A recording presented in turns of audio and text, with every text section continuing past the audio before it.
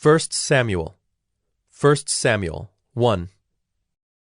There was a certain man of Ramathaim Zophim, of the hill country of Ephraim, whose name was Elkanah the son of Jeroham, son of Elihu, son of Tohu, son of Zuph, an Ephrathite. He had 2 wives. The name of the one was Hannah, and the name of the other Peninnah. And Peninnah had children, but Hannah had no children. Now this man used to go up year by year from his city to worship and to sacrifice to the Lord of hosts at Shiloh, where the 2 sons of Eli, Hophni and Phinehas, were priests of the Lord. On the day when Elkanah sacrificed, he would give portions to Peninnah his wife, and to all her sons and daughters. But to Hannah he gave a double portion, because he loved her, though the Lord had closed her womb. And her rival used to provoke her grievously to irritate her, because the Lord had closed her womb. So it went on year by year. As often as she went up to the house of the Lord, she used to provoke her. Therefore Hannah wept and would not eat. And Elkanah her husband said to her, Hannah, why do you weep? And why do you not eat? And why is your heart sad? Am I not more to you than 10 sons? After they had eaten and drunk in Shiloh, Hannah rose. Now Eli the priest was sitting on the seat beside the doorpost of the temple of the Lord. She was deeply distressed, and prayed to the Lord, and wept bitterly. And she vowed a vow, and said, O Lord of hosts, if you will indeed look on the affliction of your servant, and remember me, and not forget your servant, but will give to your servant a son, then I will give him to the Lord all the days of his life, and no razor shall touch his head. As she continued praying before the Lord, Eli observed her mouth. Hannah was speaking in her heart, only her lips moved, and her voice was not heard. Therefore Eli took her to be a drunken woman, and Eli said to her, How long will you go on being drunk? Put your wine away from you. But Hannah answered, No, my lord, I am a woman troubled in spirit. I have drunk neither wine nor strong drink, but I have been pouring out my soul before the Lord. Do not regard your servant as a worthless woman, for all along I have been speaking out of my great anxiety and vexation. Then Eli answered, Go in peace, and the God of Israel grant your petition that you have made to him. And she said, Let your servant find favor in your eyes. Then the woman went her way and ate, and her face was no longer sad. They rose early in the morning and worshipped before the Lord. Then they went back to their house at Ramah. And Elkanah knew Hannah his wife, and the Lord remembered her. And in due time Hannah conceived and bore a son, and she called his name Samuel, for she said, I have asked for him from the Lord. The man Elkanah and all his house went up to offer to the Lord the yearly sacrifice, and to pay his vow. But Hannah did not go up, for she said to her husband, As soon as the child is weaned, I will bring him, so that he may appear in the presence of the Lord, and dwell there forever. Elkanah her husband said to her, Do what seems best to you. Wait until you have weaned him. Only may the Lord establish his word. So the woman remained and nursed her son until she weaned him. And when she had weaned him, she took him up with her, along with a 3-year-old bull, an ephah of flour, and a skin of wine, and she brought him to the house of the Lord at Shiloh. And the child was young. Then they slaughtered the bull, and they brought the child to Eli. And she said, Oh, my lord, as you live, my lord, I am the woman who was standing here in your presence praying to the Lord. For this child I prayed, and the Lord has granted me my petition that I made to him. Therefore I have lent him to the Lord. As long as he lives, he is lent to the Lord. And he worshipped the Lord there. 1 Samuel 2. And Hannah prayed and said, My heart exults in the Lord. My strength is exalted in the Lord. My mouth derides my enemies because I rejoice in your salvation. There is none holy like the Lord. There is none besides you. There is no rock like our God. Talk no more so very proudly. Let not arrogance come from your mouth. For the Lord is a God of knowledge, and by him actions are weighed. The bows of the mighty are broken, but the feeble bind on strength. Those who were full have hired themselves out for bread, but those who were hungry have ceased to hunger. The barren has borne 7, but she who has many children is forlorn. The Lord kills and brings to life. He brings down to Sheol and raises up. The Lord makes poor and makes rich. He brings low and he exalts. He raises up the poor from the dust. He lifts the needy from the ash heap to make them sit with princes and inherit a seat of honor. For the pillars of the earth are the Lord's, and on them he has set the world. He will guard the feet of his faithful ones, but the wicked shall be cut off in darkness, for not by might shall a man prevail. The adversaries of the Lord shall be broken to pieces. Against them he will thunder in heaven. The Lord will judge the ends of the earth. He will give strength to his king and exalt the power of his anointed. Then Elkanah went home to Ramah, and the boy ministered to the Lord in the presence of Eli the priest. Now the sons of Eli were worthless men. They did not know the Lord. The custom of the priests with the people was that when any man offered sacrifice, the priest's servant would come while the meat was boiling, with a 3-pronged fork in his hand, and he would thrust it into the pan or kettle or cauldron or pot. All that the fork brought up, the priest would take for himself.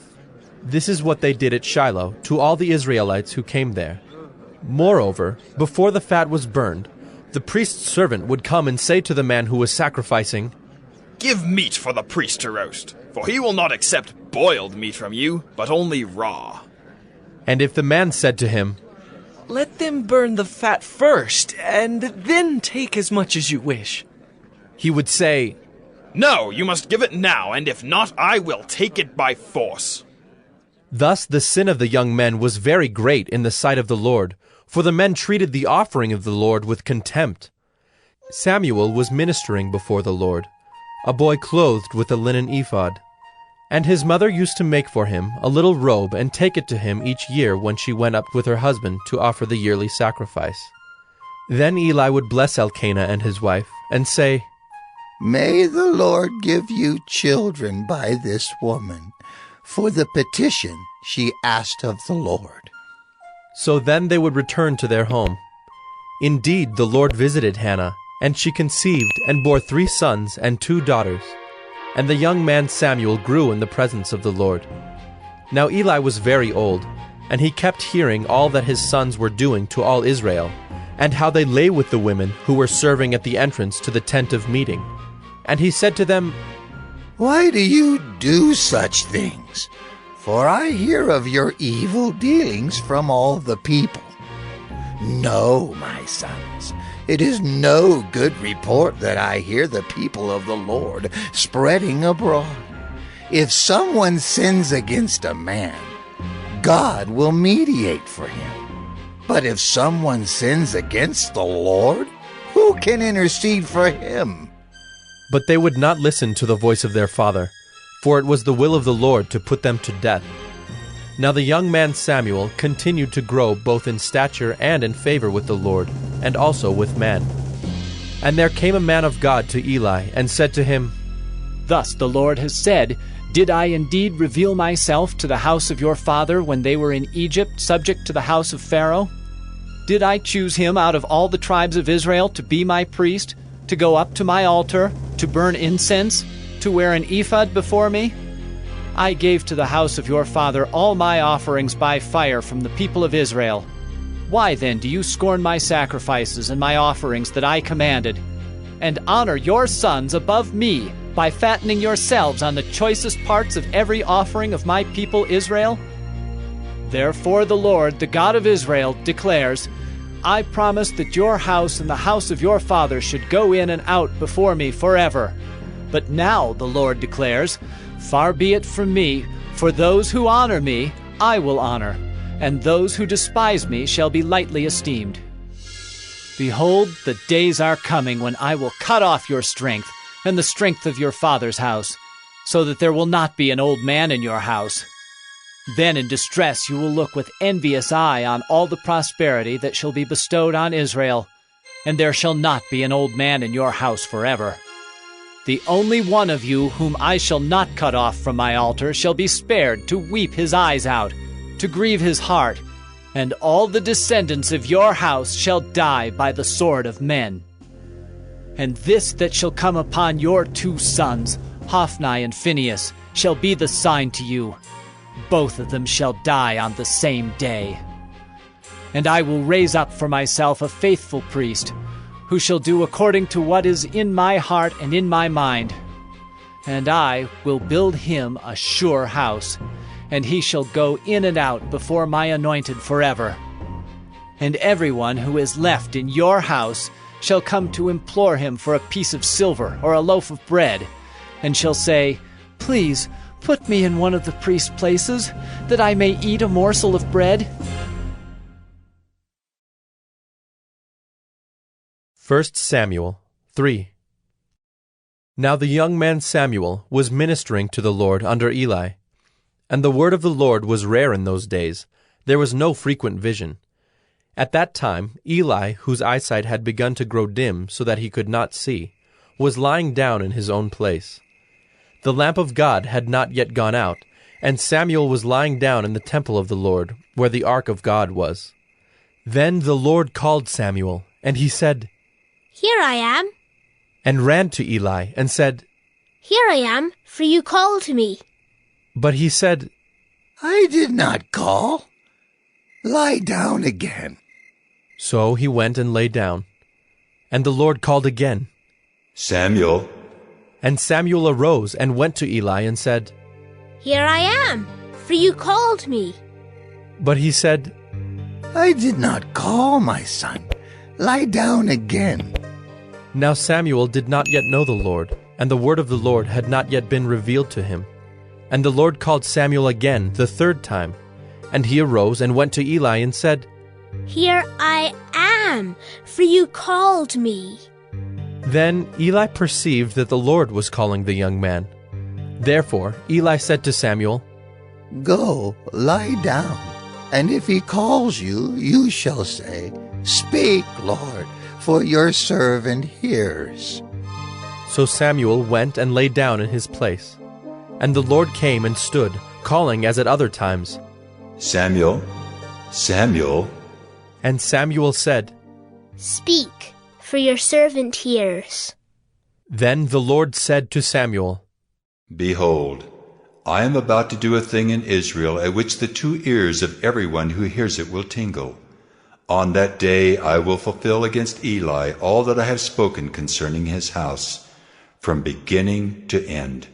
And I declare to him that I am about to punish his house forever, for the iniquity that he knew, because his sons were blaspheming God, and he did not restrain them.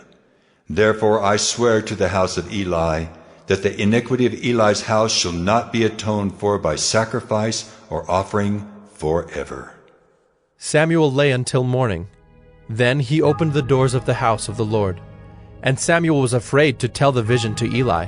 But Eli called Samuel and said, Samuel, my son. And he said, Here I am. And Eli said, What was it that he told you? Do not hide it from me. May God do so to you and more also, if you hide anything from me of all that he told you. So Samuel told him everything, and hid nothing from him. And he said, It is the Lord. Let him do what seems good to him. And Samuel grew, and the Lord was with him, and let none of his words fall to the ground.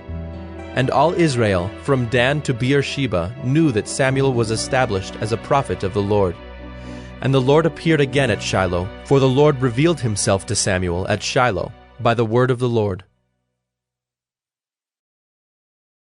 1 Samuel 4. And the word of Samuel came to all Israel. Now Israel went out to battle against the Philistines. They encamped at Ebenezer, and the Philistines encamped at Aphek. The Philistines drew up in line against Israel, and when the battle spread, Israel was defeated by the Philistines, who killed about 4,000 men on the field of battle.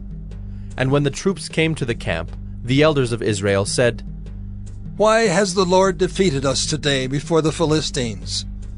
Let us bring the ark of the covenant of the Lord here from Shiloh, that it may come among us and save us from the power of our enemies." So the people sent to Shiloh, and brought from there the ark of the covenant of the Lord of hosts, who is enthroned on the cherubim. And the 2 sons of Eli, Hophni and Phinehas, were there with the ark of the covenant of God. As soon as the ark of the covenant of the Lord came into the camp, all Israel gave a mighty shout, so that the earth resounded.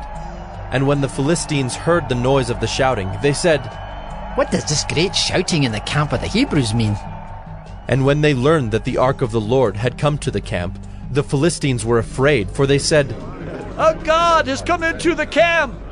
And they said, "Woe to us, for nothing like this has happened before! Woe to us! Who can deliver us from the power of these mighty gods? These are the gods who struck the Egyptians with every sort of plague in the wilderness. Take courage and be men, O Philistines, lest you become slaves to the Hebrews, as they have been to you. Be men and fight." So the Philistines fought, and Israel was defeated, and they fled, every man to his home. And there was a very great slaughter, for there fell of Israel 30,000 foot soldiers. And the ark of God was captured, and the 2 sons of Eli, Hophni and Phinehas, died. A man of Benjamin ran from the battle line and came to Shiloh the same day, with his clothes torn and with dirt on his head. When he arrived, Eli was sitting on his seat by the road watching, for his heart trembled for the ark of God. And when the man came into the city and told the news, all the city cried out. When Eli heard the sound of the outcry, he said, "What is this uproar?" Then the man hurried and came and told Eli. Now Eli was 98 years old, and his eyes were set so that he could not see. And the man said to Eli, "I am he who has come from the battle. I fled from the battle today." And he said, "How did it go, my son?" He who brought the news answered and said, "Israel has fled before the Philistines, and there has also been a great defeat among the people. Your 2 sons also, Hophni and Phinehas, are dead, and the ark of God has been captured." As soon as he mentioned the ark of God, Eli fell over backward from his seat by the side of the gate, and his neck was broken, and he died, for the man was old and heavy. He had judged Israel 40 years. Now his daughter-in-law, the wife of Phinehas, was pregnant, about to give birth. And when she heard the news that the ark of God was captured, and that her father-in-law and her husband were dead, she bowed and gave birth, for her pains came upon her. And about the time of her death, the woman attending her said to her, "Do not be afraid, for you have borne a son." But she did not answer or pay attention, and she named the child Ichabod, saying, "The glory has departed from Israel," because the ark of God had been captured, and because of her father-in-law and her husband. And she said, "The glory has departed from Israel, for the ark of God has been captured." 1 Samuel 5. When the Philistines captured the ark of God, they brought it from Ebenezer to Ashdod. Then the Philistines took the ark of God and brought it into the house of Dagon, and set it up beside Dagon. And when the people of Ashdod rose early the next day, behold, Dagon had fallen face downward on the ground before the ark of the Lord. So they took Dagon and put him back in his place. But when they rose early on the next morning, behold, Dagon had fallen face downward on the ground before the ark of the Lord, and the head of Dagon and both his hands were lying cut off on the threshold. Only the trunk of Dagon was left to him. This is why the priests of Dagon, and all who enter the house of Dagon, do not tread on the threshold of Dagon in Ashdod to this day. the hand of the Lord was heavy against the people of Ashdod, and he terrified and afflicted them with tumors, both Ashdod and its territory. And when the men of Ashdod saw how things were, they said, "The ark of the God of Israel must not remain with us, for his hand is hard against us and against Dagon our God." So they sent and gathered together all the lords of the Philistines, and said, "What shall we do with the ark of the God of Israel?" They answered, "Let the ark of the God of Israel be brought around to Gath." So they brought the ark of the God of Israel there. But after they had brought it around, the hand of the Lord was against the city, causing a very great panic, and he afflicted the men of the city, both young and old, so that tumors broke out on them. So they sent the ark of God to Ekron. But as soon as the ark of God came to Ekron, the people of Ekron cried out, "They have brought around to us the ark of the God of Israel to kill us and our people." They sent, therefore, and gathered together all the lords of the Philistines, and said, "Send away the ark of the God of Israel, and let it return to its own place, that it may not kill us and our people." For there was a deathly panic throughout the whole city. The hand of God was very heavy there. The men who did not die were struck with tumors, and the cry of the city went up to heaven. 1 Samuel 6. The ark of the Lord was in the country of the Philistines 7 months. And the Philistines called for the priests and the diviners, and said, "What shall we do with the ark of the Lord? Tell us with what we shall send it to its place." They said, "If you send away the ark of the God of Israel, do not send it empty, but by all means return him a guilt offering. Then you will be healed, and it will be known to you why his hand does not turn away from you." And they said, "What is the guilt offering that we shall return to him?" They answered, 5 golden tumors and 5 golden mice, according to the number of the lords of the Philistines. For the same plague was on all of you and on your lords. So you must make images of your tumors and images of your mice that ravage the land, and give glory to the God of Israel.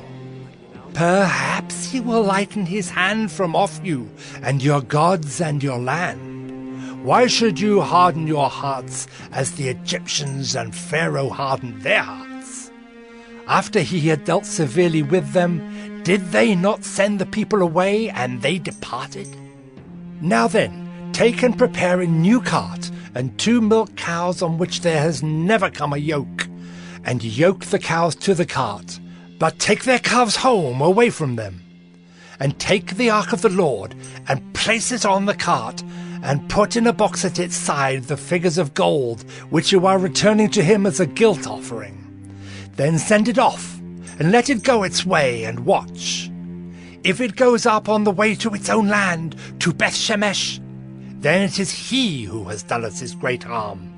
But if not, then we shall know that it is not his hand that struck us. It happened to us by coincidence."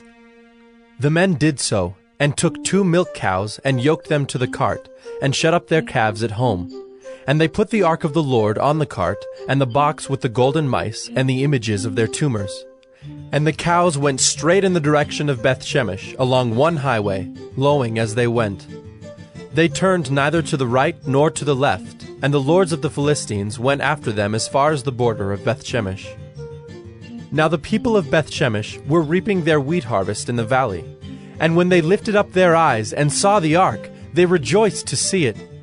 The cart came into the field of Joshua of Beth-Shemesh, and stopped there. A great stone was there, and they split up the wood of the cart, and offered the cows as a burnt offering to the Lord. And the Levites took down the ark of the Lord, and the box that was beside it, in which were the golden figures, and set them upon the great stone. And the men of Beth-Shemesh offered burnt offerings, and sacrificed sacrifices on that day to the Lord. And when the 5 lords of the Philistines saw it, they returned that day to Ekron. These are the golden tumors that the Philistines returned as a guilt offering to the Lord. 1 for Ashdod, 1 for Gaza, 1 for Ashkelon, 1 for Gath, 1 for Ekron, and the golden mice according to the number of all the cities of the Philistines, belonging to the 5 lords, both fortified cities and unwalled villages. The great stone beside which they set down the ark of the Lord is a witness to this day in the field of Joshua of Bethshemesh. And he struck some of the men of Bethshemesh, because they looked upon the ark of the Lord. He struck 70 men of them, and the people mourned because the Lord had struck the people with a great blow. Then the men of Bethshemesh said, Who is able to stand before the Lord, this holy God? And to whom shall he go up away from us? So they sent messengers to the inhabitants of Kiriath-Jearim, saying, The Philistines have returned the ark of the Lord. Come down and take it up to you. 1 Samuel 7. And the men of Kiriath-Jearim came and took up the ark of the Lord, and brought it to the house of Abinadab on the hill. And they consecrated his son Eleazar to have charge of the ark of the Lord. From the day that the ark was lodged at Kiriath-Jearim, a long time passed, some 20 years, and all the house of Israel lamented after the Lord. And Samuel said to all the house of Israel, If you are returning to the Lord with all your heart, then put away the foreign gods and the Ashtaroth from among you, and direct your heart to the Lord, and serve him only, and he will deliver you out of the hand of the Philistines. So the people of Israel put away the Baals and the Ashtaroth, and they served the Lord only. Then Samuel said, Gather all Israel at Mizpah, and I will pray to the Lord for you. So they gathered at Mizpah, and drew water and poured it out before the Lord, and fasted on that day, and said there, We have sinned against the Lord. And Samuel judged the people of Israel at Mizpah.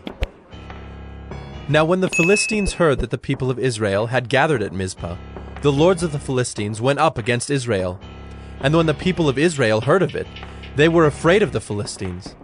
And the people of Israel said to Samuel, Do not cease to cry out to the Lord our God for us, that he may save us from the hand of the Philistines.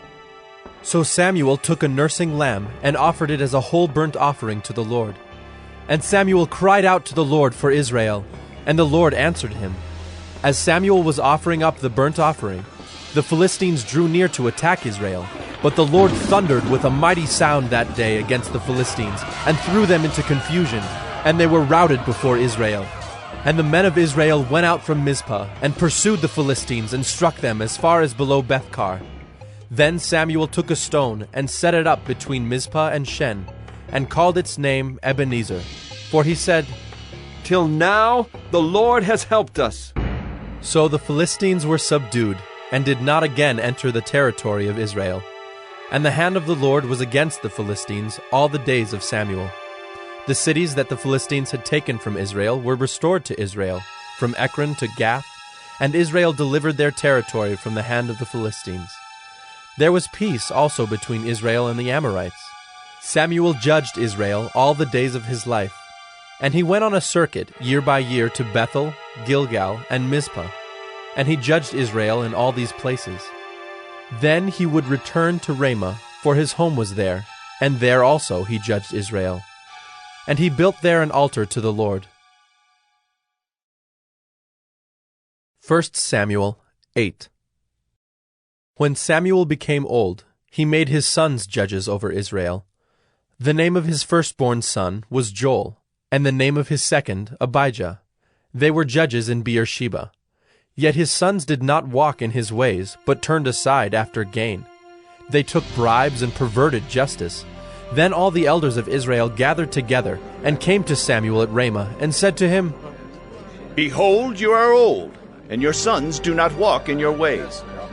Now appoint for us a king to judge us like all the nations.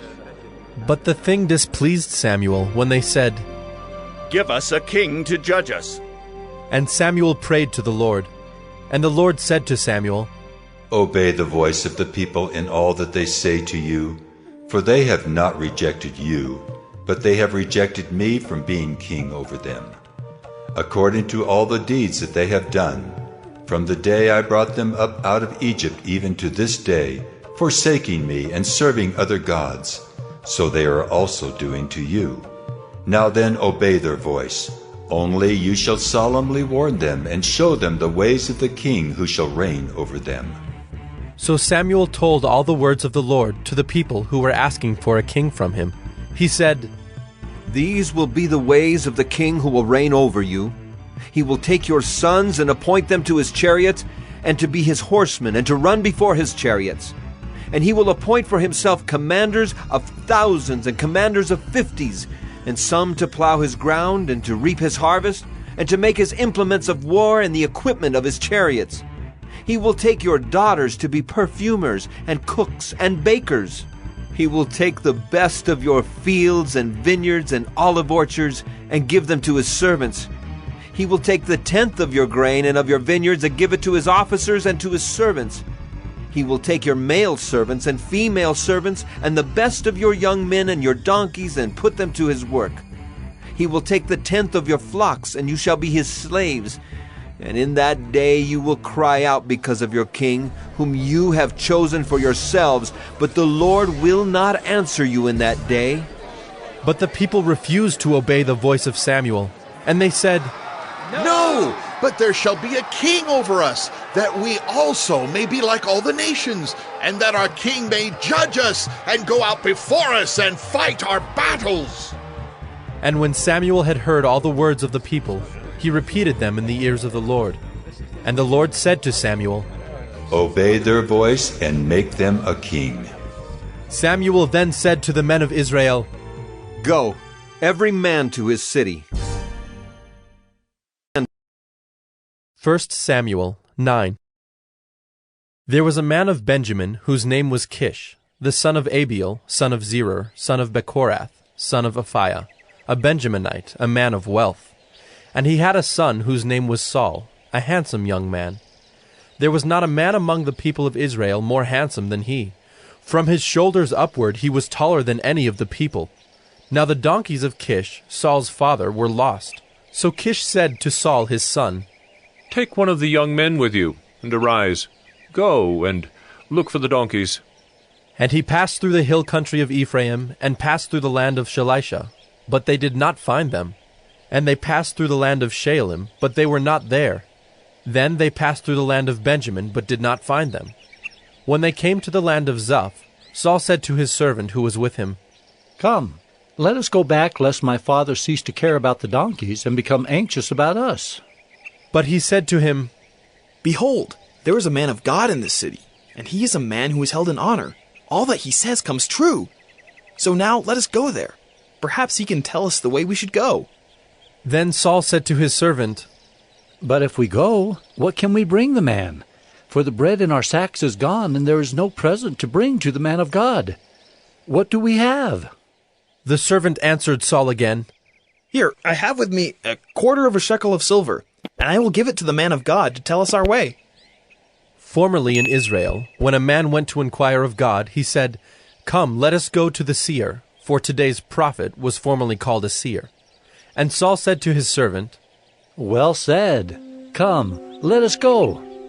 So they went to the city where the man of God was. As they went up the hill to the city, they met young women coming out to draw water, and said to them, Is the seer here? They answered, He is. Behold, he is just ahead of you. Hurry! He has come just now to the city, because the people have a sacrifice today on the high place. As soon as you enter the city, you will find him before he goes up to the high place to eat. For the people will not eat till he comes, since he must bless the sacrifice. Afterward, those who are invited will eat. Now go up, for you will meet him immediately. So they went up to the city. As they were entering the city, they saw Samuel coming out toward them on his way up to the high place. Now the day before Saul came, the Lord had revealed to Samuel, Tomorrow, about this time, I will send to you a man from the land of Benjamin, and you shall anoint him to be prince over my people Israel. He shall save my people from the hand of the Philistines. For I have seen my people, because their cry has come to me. When Samuel saw Saul, the Lord told him, Here is the man of whom I spoke to you. He it is who shall restrain my people. Then Saul approached Samuel in the gate and said, Tell me, where is the house of the seer? Samuel answered Saul, I am the seer. Go up before me to the high place. For today you shall eat with me, and in the morning I will let you go and will tell you all that is on your mind. As for your donkeys that were lost 3 days ago, do not set your mind on them, for they have been found.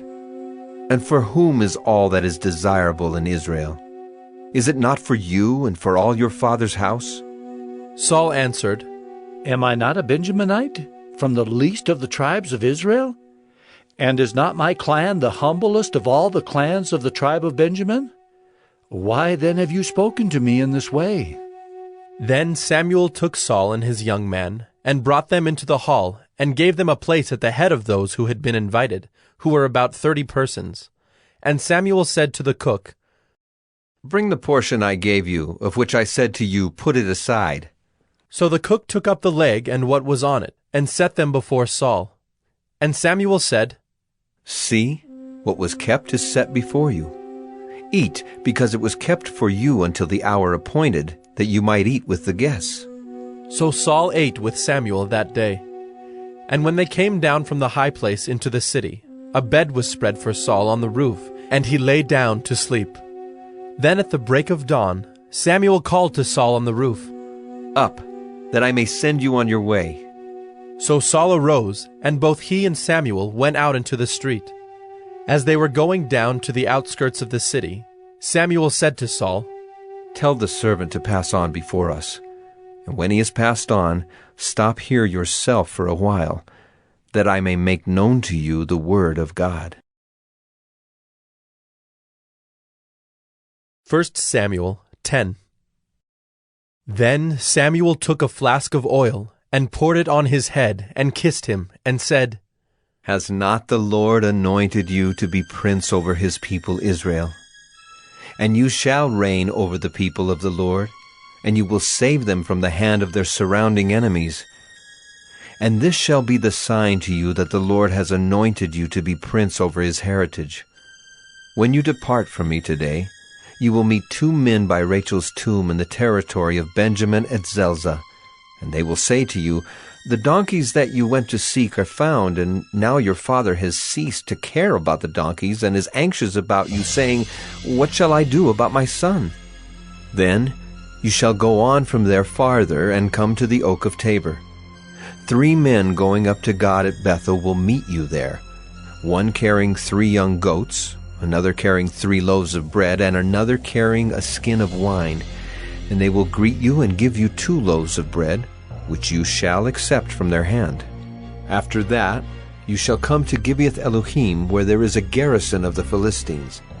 And there, as soon as you come to the city, you will meet a group of prophets coming down from the high place, with harp, tambourine, flute, and lyre before them, prophesying. Then the Spirit of the Lord will rush upon you, and you will prophesy with them and be turned into another man. Now when these signs meet you, do what your hand finds to do, for God is with you. Then go down before me to Gilgal. And behold, I am coming to you to offer burnt offerings and to sacrifice peace offerings. 7 days you shall wait, until I come to you and show you what you shall do." When he turned his back to leave Samuel, God gave him another heart. And all these signs came to pass that day. When they came to Gibeah, behold, a group of prophets met him, and the Spirit of God rushed upon him, and he prophesied among them. And when all who knew him previously saw how he prophesied with the prophets, the people said to one another, "What has come over the son of Kish? Is Saul also among the prophets?" And a man of the place answered, "And who is their father?" Therefore it became a proverb, "Is Saul also among the prophets?" When he had finished prophesying, he came to the high place.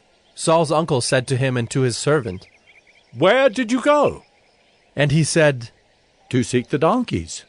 And when we saw they were not to be found, we went to Samuel."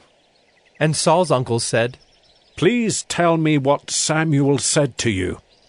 And Saul said to his uncle, "He told us plainly that the donkeys had been found." But about the matter of the kingdom, of which Samuel had spoken, he did not tell him anything. Now Samuel called the people together to the Lord at Mizpah, and he said to the people of Israel, "Thus says the Lord, the God of Israel, I brought up Israel out of Egypt, and I delivered you from the hand of the Egyptians and from the hand of all the kingdoms that were oppressing you. But today you have rejected your God, who saves you from all your calamities and your distresses, and you have said to him, Set a king over us. Now therefore present yourselves before the Lord by your tribes and by your thousands. Then Samuel brought all the tribes of Israel near, and the tribe of Benjamin was taken by lot. He brought the tribe of Benjamin near by its clans, and the clan of the Matrites was taken by lot. And Saul, the son of Kish, was taken by lot. But when they sought him, he could not be found. So they inquired again of the Lord, Is there a man still to come? And the Lord said, Behold, he has hidden himself among the baggage.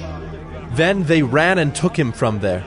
And when he stood among the people, he was taller than any of the people, from his shoulders upward. And Samuel said to all the people, Do you see him whom the Lord has chosen? There is none like him among all the people.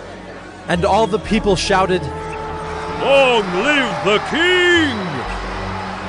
Then Samuel told the people the rights and duties of the kingship, and he wrote them in a book and laid it up before the Lord. Then Samuel sent all the people away, each one to his home. Saul also went to his home at Gibeah, and with him went men of valor, whose hearts God had touched. But some worthless fellows said, How can this man save us? And they despised him and brought him no present. But he held his peace. 1 Samuel 11. Then Nahash the Ammonite went up and besieged Jabesh-Gilead.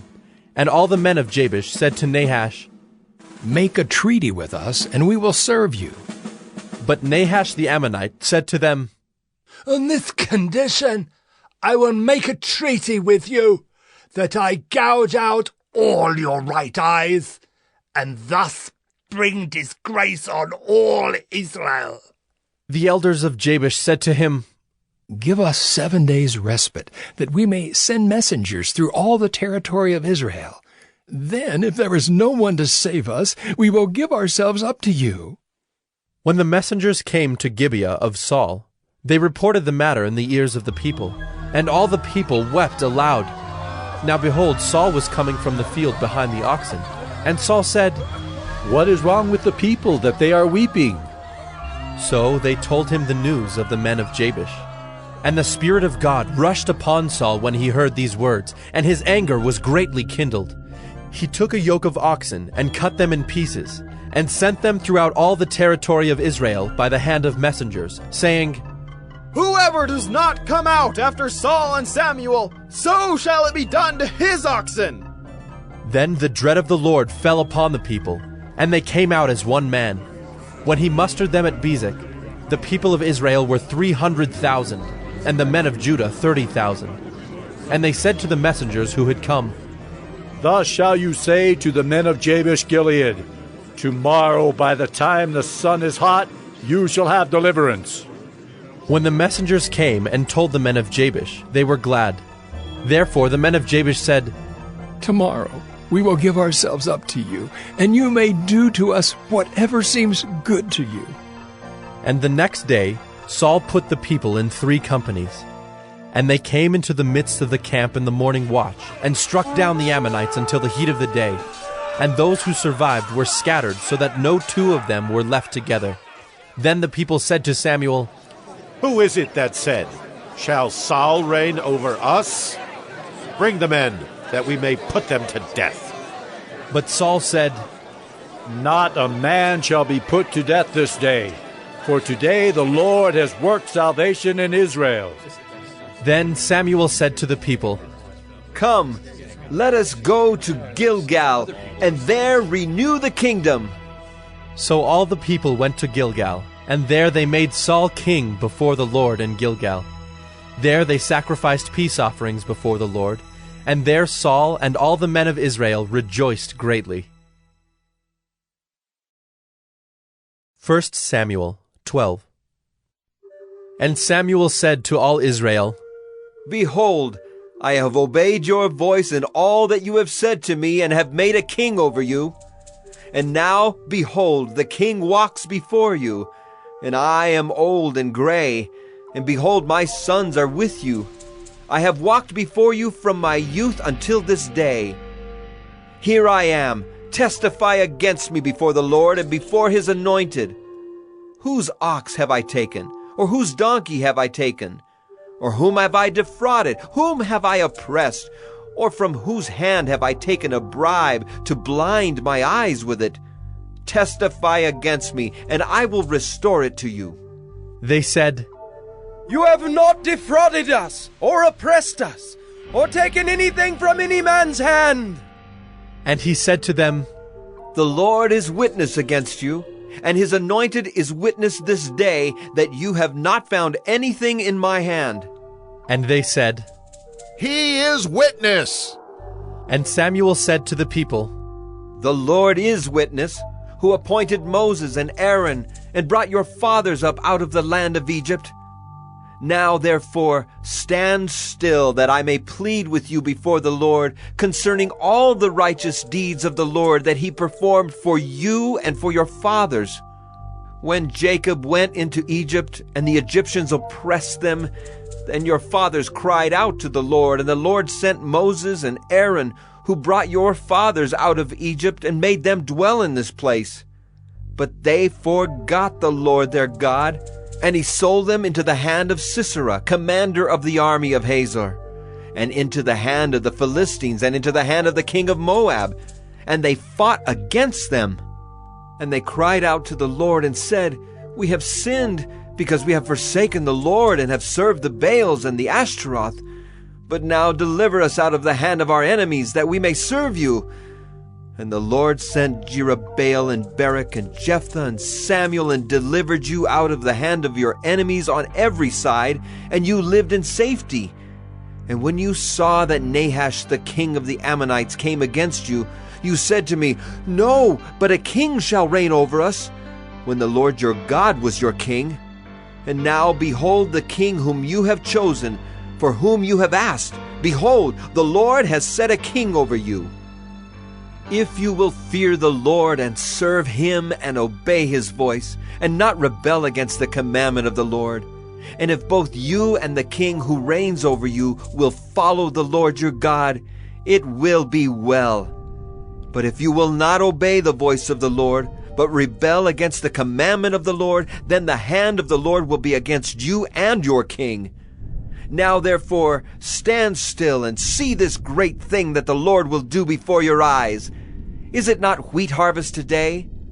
I will call upon the Lord, that he may send thunder and rain, and you shall know and see that your wickedness is great, which you have done in the sight of the Lord, in asking for yourselves a king. So Samuel called upon the Lord, and the Lord sent thunder and rain that day.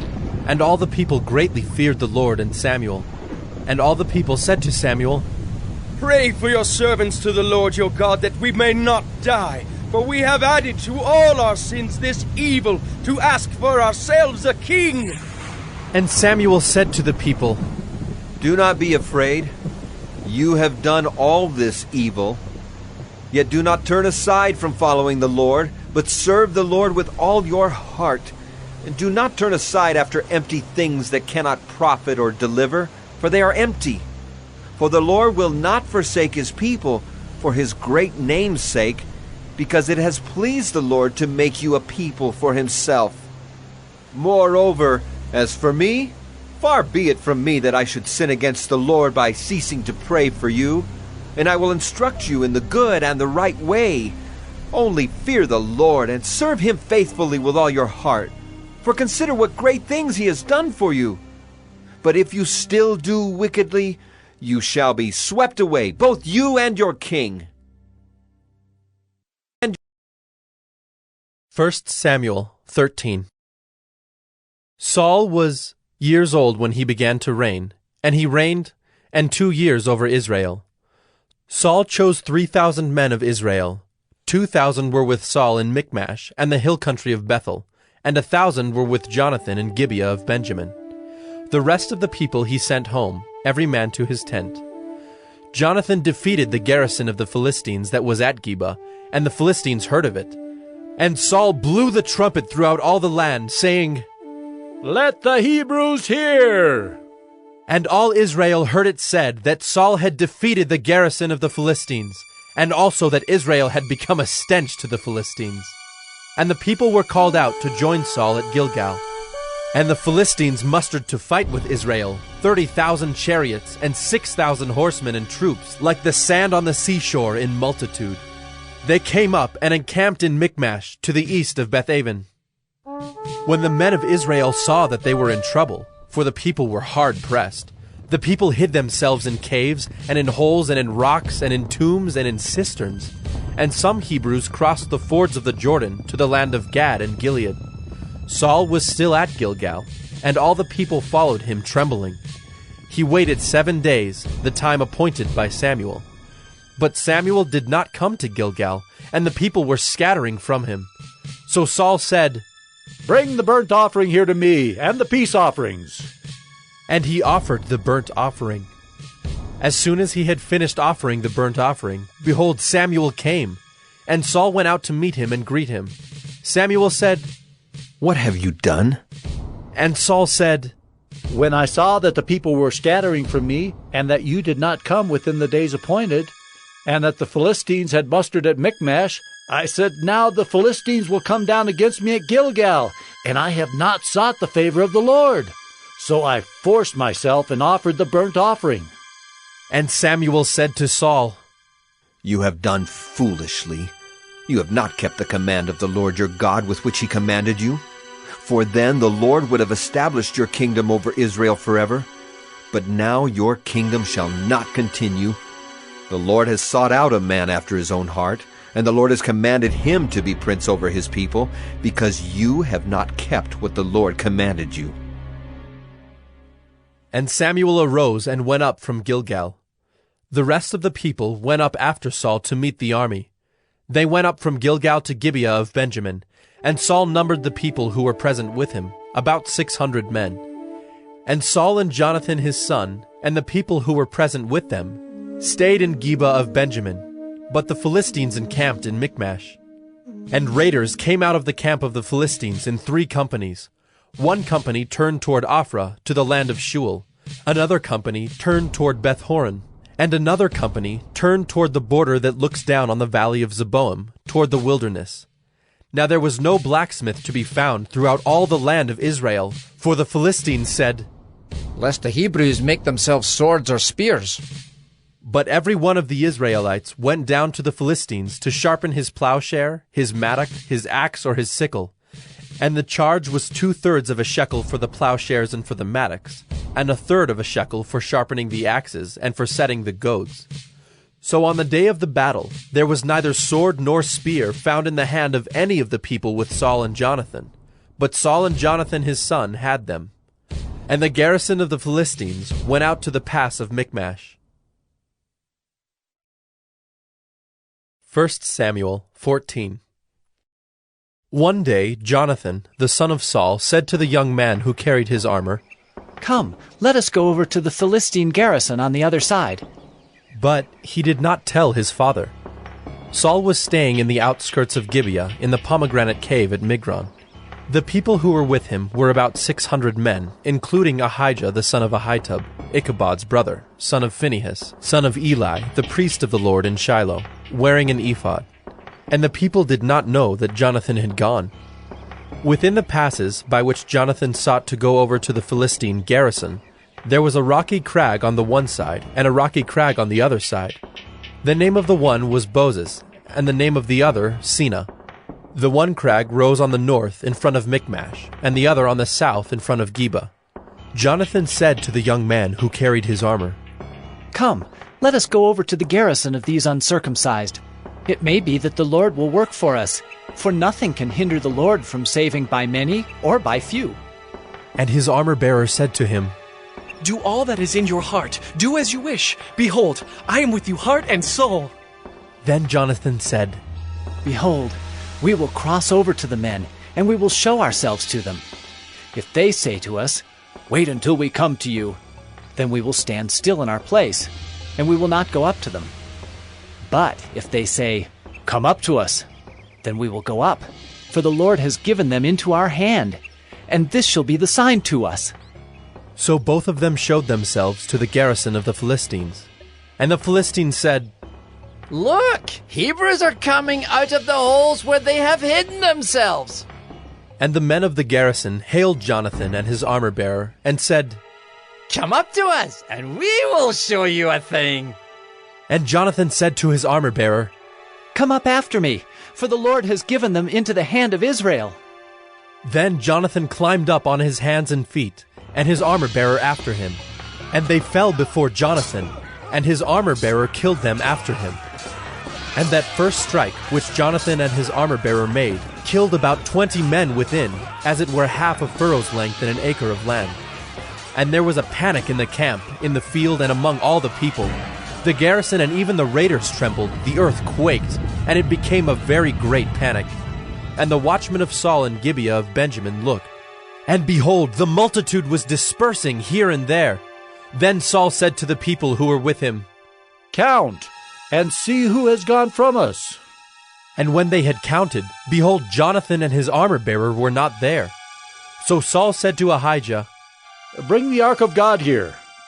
For the ark of God went at that time with the people of Israel. Now while Saul was talking to the priest, the tumult in the camp of the Philistines increased more and more. So Saul said to the priest, "Withdraw your hand." Then Saul and all the people who were with him rallied and went into the battle. And behold, every Philistine's sword was against his fellow, and there was very great confusion. Now the Hebrews who had been with the Philistines before that time, and who had gone up with them into the camp, even they also turned to be with the Israelites who were with Saul and Jonathan. Likewise, when all the men of Israel who had hidden themselves in the hill country of Ephraim heard that the Philistines were fleeing, they too followed hard after them in the battle. So the Lord saved Israel that day, and the battle passed beyond Beth-aven. And the men of Israel had been hard pressed that day. So Saul had laid an oath on the people, saying, "Cursed be the man who eats food until it is evening, and I am avenged on my enemies." So none of the people had tasted food. Now when all the people came to the forest, behold, there was honey on the ground. And when the people entered the forest, behold, the honey was dropping. But no one put his hand to his mouth, for the people feared the oath. But Jonathan had not heard his father charge the people with the oath. So he put out the tip of the staff that was in his hand, and dipped it in the honeycomb, and put his hand to his mouth, and his eyes became bright. Then one of the people said, "Your father strictly charged the people with an oath, saying, 'Cursed be the man who eats food this day.'" And the people were faint. Then Jonathan said, "My father has troubled the land. See how my eyes have become bright because I tasted a little of this honey? How much better if the people had eaten freely today of the spoil of their enemies that they found.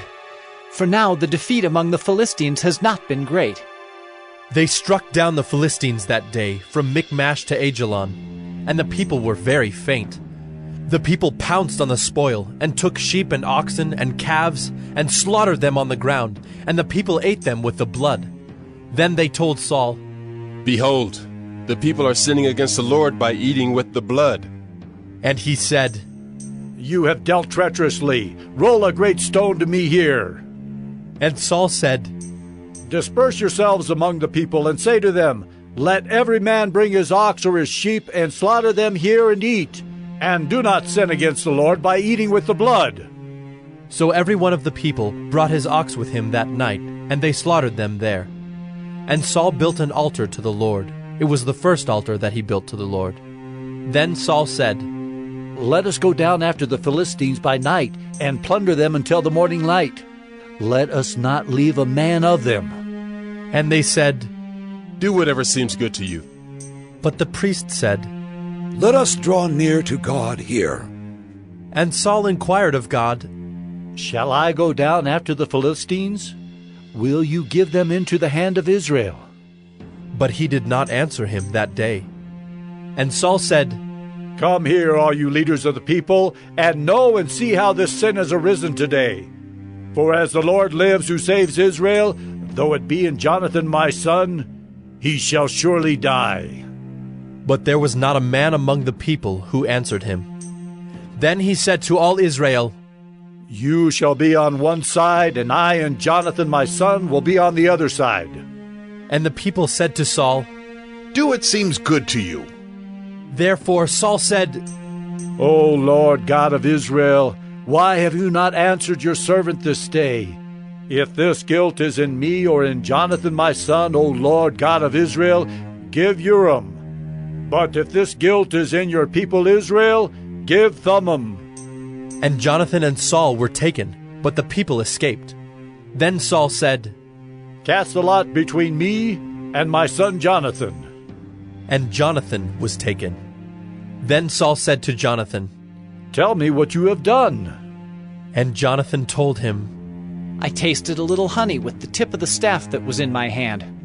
Here I am. I will die.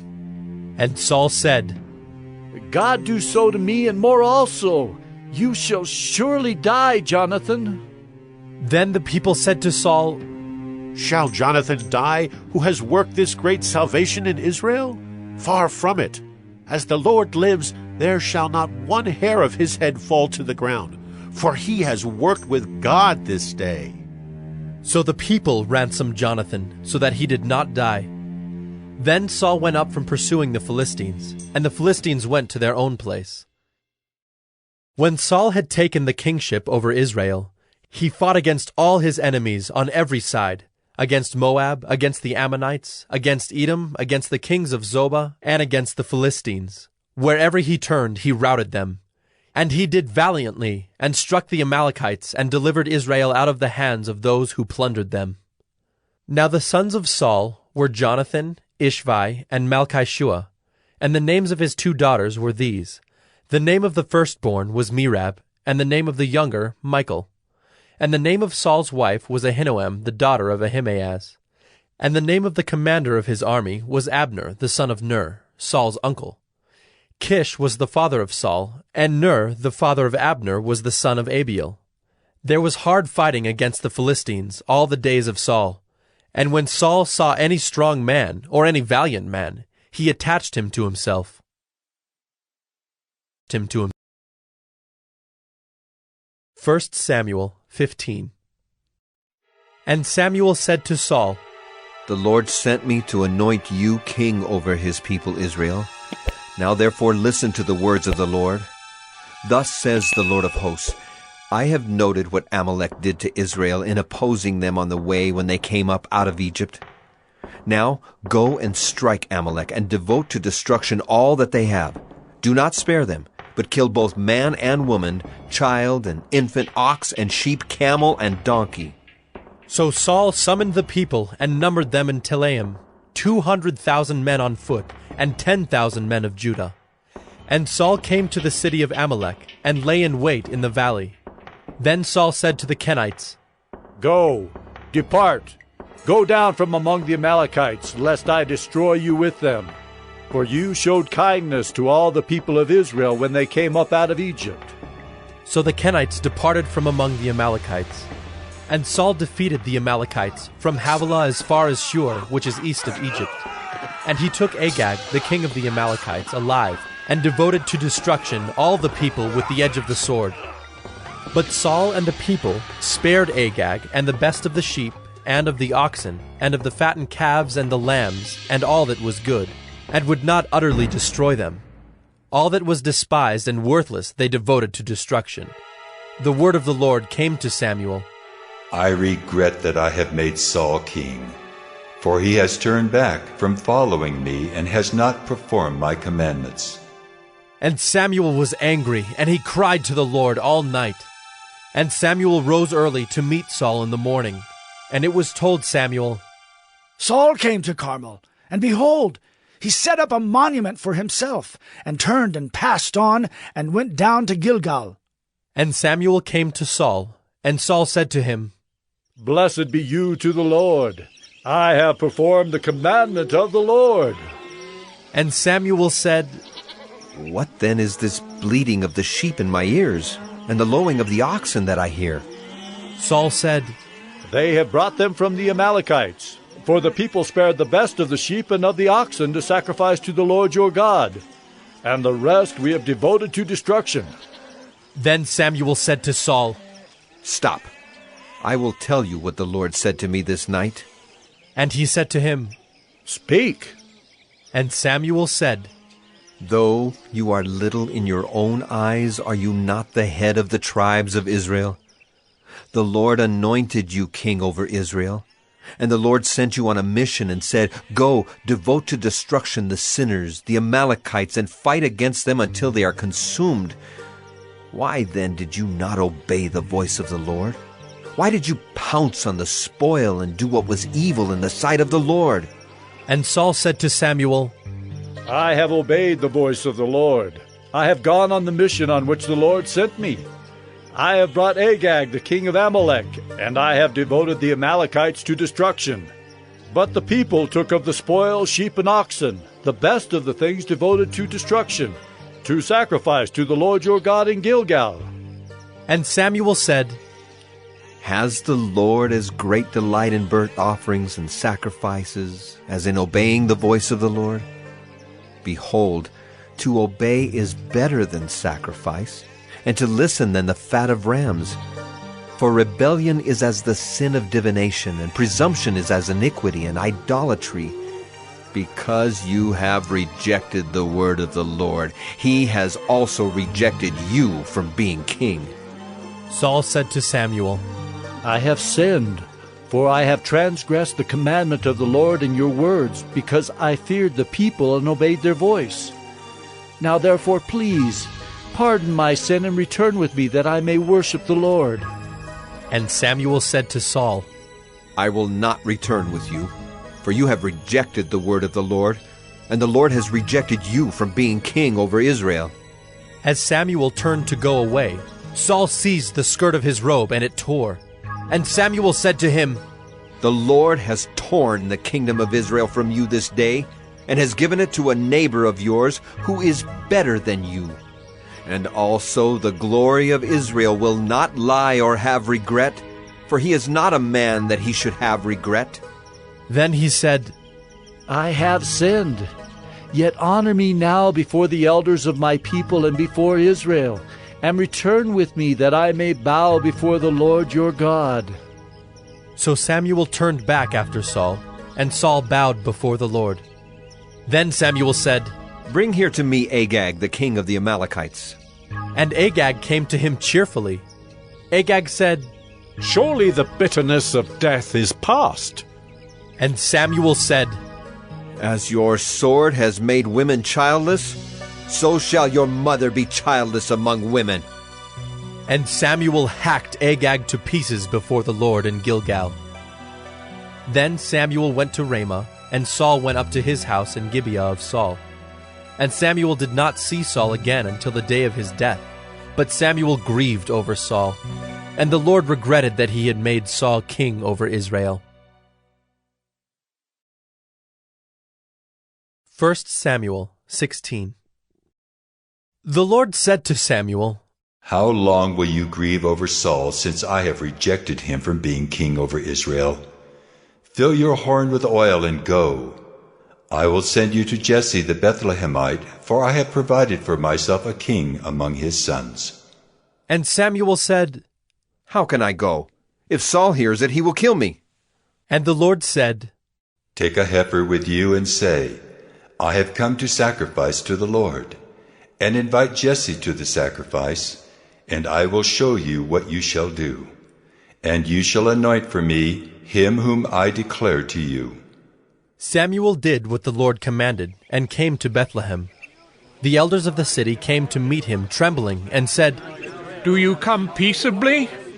And he said, Peaceably. I have come to sacrifice to the Lord. Consecrate yourselves, and come with me to the sacrifice. And he consecrated Jesse and his sons, and invited them to the sacrifice. When they came, he looked on Eliab, and thought, Surely the Lord's anointed is before him. But the Lord said to Samuel, Do not look on his appearance or on the height of his stature, because I have rejected him. For the Lord sees not as man sees. Man looks on the outward appearance, but the Lord looks on the heart. Then Jesse called Abinadab, and made him pass before Samuel.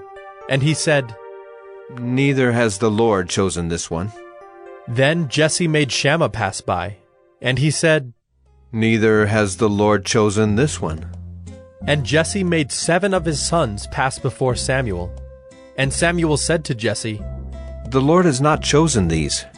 Then Samuel said to Jesse, Are all your sons here? And he said, There remains yet the youngest, but behold, he is keeping the sheep. And Samuel said to Jesse, Send and get him, for we will not sit down till he comes here. And he sent and brought him in. Now he was ruddy and had beautiful eyes and was handsome. And the Lord said, Arise, anoint him, for this is he. Then Samuel took the horn of oil and anointed him in the midst of his brothers. And the Spirit of the Lord rushed upon David from that day forward. And Samuel rose up and went to Ramah. Now the Spirit of the Lord departed from Saul, and a harmful spirit from the Lord tormented him. And Saul's servants said to him, Behold now, a harmful spirit from God is tormenting you. Let our Lord now command your servants who are before you to seek out a man who is skillful in playing the lyre. And when the harmful spirit from God is upon you, he will play it, and you will be well. So Saul said to his servants, Provide for me a man who can play well, and bring him to me. One of the young men answered, Behold, I have seen a son of Jesse the Bethlehemite, who is skillful in playing, a man of valor, a man of war, prudent in speech, and a man of good presence, and the Lord is with him. Therefore Saul sent messengers to Jesse, and said, Send me David your son, who is with the sheep. And Jesse took a donkey laden with bread and a skin of wine and a young goat, and sent them by David his son to Saul. And David came to Saul and entered his service. And Saul loved him greatly, and he became his armor-bearer. And Saul sent to Jesse, saying, Let David remain in my service, for he has found favor in my sight. And whenever the harmful spirit from God was upon Saul, David took the lyre and played it with his hand. So Saul was refreshed and was well, and the harmful spirit departed from him. 1 Samuel 16. The Lord said to Samuel, How long will you grieve over Saul, since I have rejected him from being king over Israel? Fill your horn with oil and go. I will send you to Jesse the Bethlehemite, for I have provided for myself a king among his sons. And Samuel said, How can I go? If Saul hears it, he will kill me. And the Lord said, Take a heifer with you and say, I have come to sacrifice to the Lord. And invite Jesse to the sacrifice, and I will show you what you shall do. And you shall anoint for me him whom I declare to you. Samuel did what the Lord commanded, and came to Bethlehem. The elders of the city came to meet him, trembling, and said, Do you come peaceably? And he said, Peaceably. I have come to sacrifice to the Lord. Consecrate yourselves, and come with me to the sacrifice. And he consecrated Jesse and his sons, and invited them to the sacrifice. When they came, he looked on Eliab, and thought, Surely the Lord's anointed is before him. But the Lord said to Samuel, Do not look on his appearance, or on the height of his stature, because I have rejected him. For the Lord sees not as man sees. Man looks on the outward appearance, but the Lord looks on the heart. Then Jesse called Abinadab, and made him pass before Samuel. And he said, Neither has the Lord chosen this one. Then Jesse made Shammah pass by. And he said, Neither has the Lord chosen this one. And Jesse made 7 of his sons pass before Samuel. And Samuel said to Jesse, The Lord has not chosen these. Then Samuel said to Jesse, Are all your sons here? And he said, There remains yet the youngest, but behold, he is keeping the sheep. And Samuel said to Jesse, Send and get him, for we will not sit down till he comes here. And he sent and brought him in. Now he was ruddy and had beautiful eyes and was handsome. And the Lord said, Arise, anoint him, for this is he. Then Samuel took the horn of oil and anointed him in the midst of his brothers. And the Spirit of the Lord rushed upon David from that day forward. And Samuel rose up and went to Ramah. Now the Spirit of the Lord departed from Saul, and a harmful spirit from the Lord tormented him. And Saul's servants said to him, Behold now, a harmful spirit from God is tormenting you. Let our Lord now command your servants who are before you to seek out a man who is skillful in playing the lyre. And when the harmful spirit from God is upon you, he will play it, and you will be well. So Saul said to his servants, Provide for me a man who can play well, and bring him to me. One of the young men answered, Behold, I have seen a son of Jesse the Bethlehemite, who is skillful in playing, a man of valor, a man of war, prudent in speech, and a man of good presence, and the Lord is with him. Therefore Saul sent messengers to Jesse, and said, Send me David your son, who is with the sheep. And Jesse took a donkey laden with bread and a skin of wine and a young goat, and sent them by David his son to Saul. And David came to Saul and entered his service. And Saul loved him greatly, and he became his armor-bearer.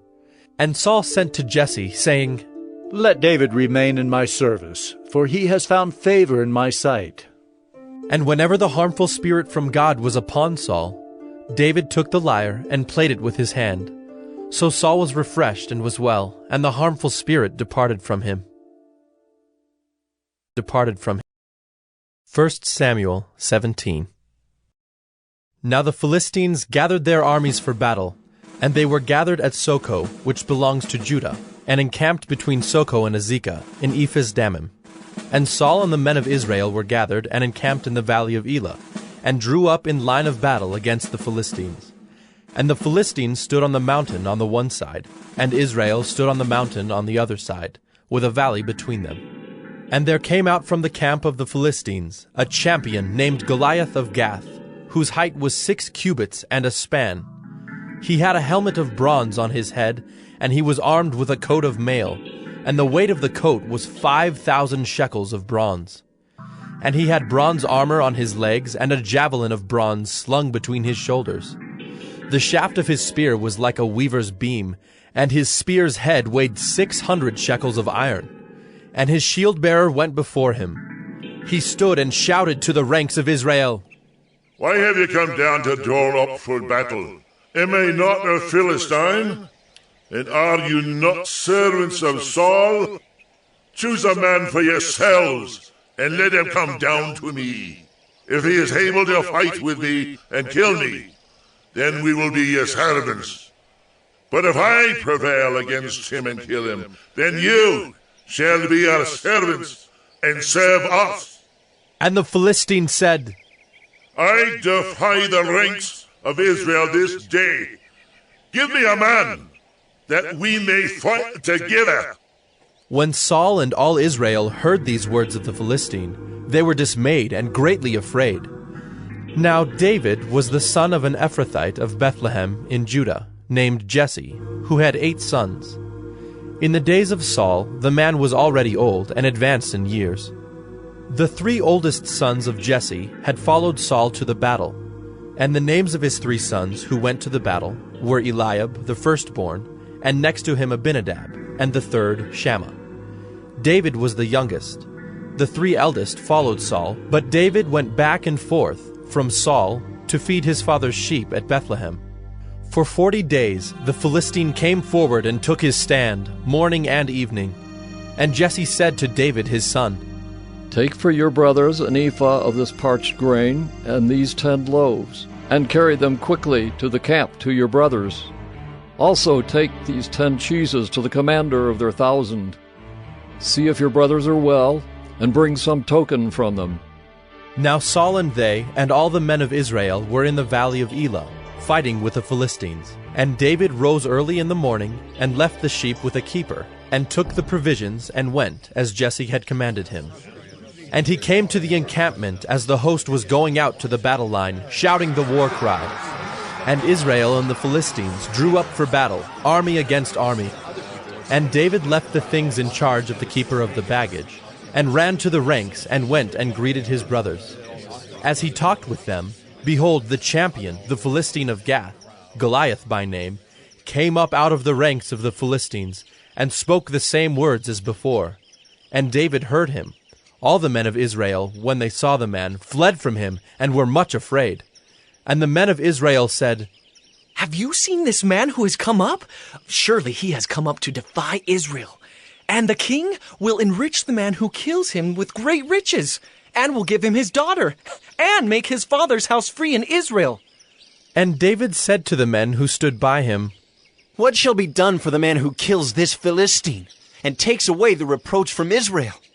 For who is this uncircumcised Philistine, that he should defy the armies of the living God?" And the people answered him in the same way, "So shall it be done to the man who kills him." Now Eliab, his eldest brother, heard when he spoke to the men. And Eliab's anger was kindled against David, and he said, "Why have you come down? And with whom have you left those few sheep in the wilderness? I know your presumption and the evil of your heart, for you have come down to see the battle." And David said, "What have I done now? Was it not but a word?" And he turned away from him toward another, and spoke in the same way, and the people answered him again as before. When the words that David spoke were heard, they repeated them before Saul, and he sent for him. And David said to Saul, "Let no man's heart fail because of him. Your servant will go and fight with this Philistine." And Saul said to David, "You are not able to go against this Philistine to fight with him, for you are but a youth, and he has been a man of war from his youth." But David said to Saul, "Your servant used to keep sheep for his father. And when there came a lion or a bear and took a lamb from the flock, I went after him and struck him and delivered it out of his mouth. And if he arose against me, I caught him by his beard and struck him and killed him. Your servant has struck down both lions and bears, and this uncircumcised Philistine shall be like one of them, for he has defied the armies of the living God." And David said, "The Lord who delivered me from the paw of the lion and from the paw of the bear will deliver me from the hand of this Philistine." And Saul said to David, "Go, and the Lord be with you." Then Saul clothed David with his armor. He put a helmet of bronze on his head, and clothed him with a coat of mail. And David strapped his sword over his armor. And he tried in vain to go, for he had not tested them. Then David said to Saul, "I cannot go with these, for I have not tested them." So David put them off. Then he took his staff in his hand, and chose 5 smooth stones from the brook, and put them in his shepherd's pouch. His sling was in his hand, and he approached the Philistine. And the Philistine moved forward and came near to David, with his shield-bearer in front of him. And when the Philistine looked and saw David, he disdained him, for he was but a youth, ruddy and handsome in appearance.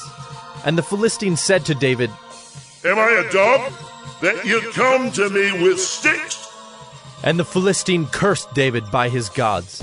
The Philistine said to David, "Come to me, and I will give you flesh to the birds of the air, and to the beasts of the field."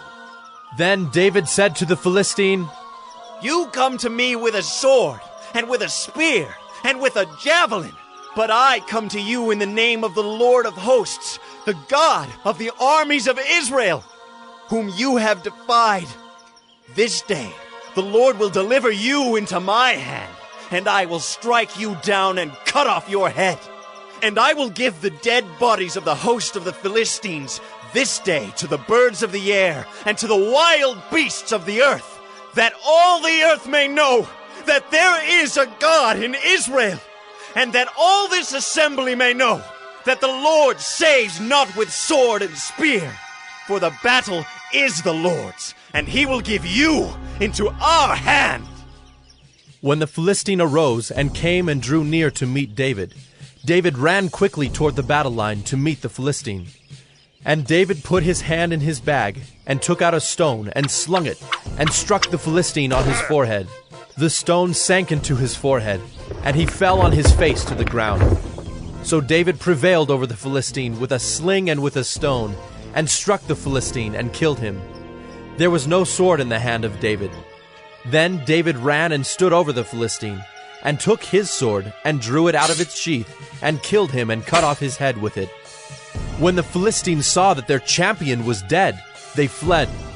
And the men of Israel and Judah rose with a shout, and pursued the Philistines as far as Gath and the gates of Ekron, so that the wounded Philistines fell on the way from Shaaraim as far as Gath and Ekron. And the people of Israel came back from chasing the Philistines, and they plundered their camp. And David took the head of the Philistine and brought it to Jerusalem, but he put his armor in his tent. As soon as Saul saw David go out against the Philistine, he said to Abner, the commander of the army, Abner, whose son is this youth? And Abner said, As your soul lives, O king, I do not know. And the king said, Inquire whose son the boy is. And as soon as David returned from the striking down of the Philistine, Abner took him and brought him before Saul with the head of the Philistine in his hand. And Saul said to him, Whose son are you, young man? And David answered, I am the son of your servant Jesse the Bethlehemite.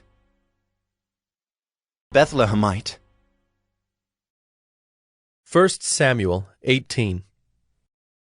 As soon as he had finished speaking to Saul, the soul of Jonathan was knit to the soul of David, and Jonathan loved him as his own soul. And Saul took him that day, and would not let him return to his father's house. Then Jonathan made a covenant with David, because he loved him as his own soul. And Jonathan stripped himself of the robe that was on him, and gave it to David, and his armor, and even his sword, and his bow, and his belt. And David went out, and was successful wherever Saul sent him, so that Saul set him over the men of war. And this was good in the sight of all the people, and also in the sight of Saul's servants. As they were coming home, when David returned from striking down the Philistine, the women came out of all the cities of Israel, singing and dancing, to meet King Saul with tambourines, with songs of joy, and with musical instruments. And the women sang to one another as they celebrated, Saul has struck down his thousands, and David his 10,000s. And Saul was very angry, and this saying displeased him.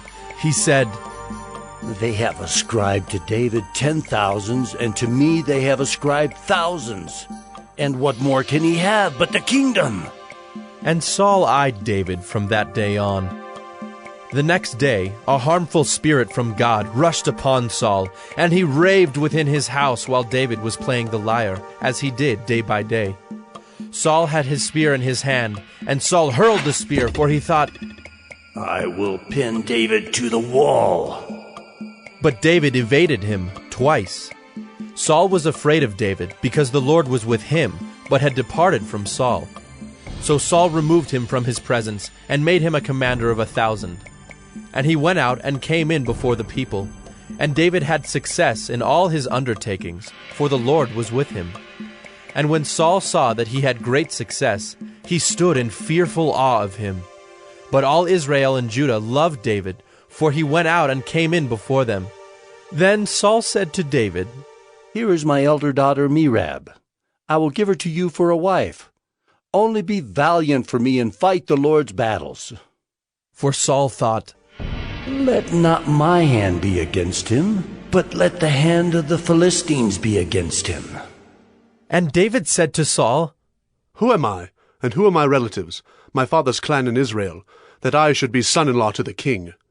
But at the time when Merab, Saul's daughter, should have been given to David, she was given to Adriel the Maholathite for a wife. Now Saul's daughter Michal loved David, and they told Saul, and the thing pleased him. Saul thought, Let me give her to him, that she may be a snare for him, and that the hand of the Philistines may be against him. Therefore Saul said to David a second time, You shall now be my son-in-law. And Saul commanded his servants, Speak to David in private, and say, Behold, the king has delight in you, and all his servants love you. Now then, become the king's son-in-law.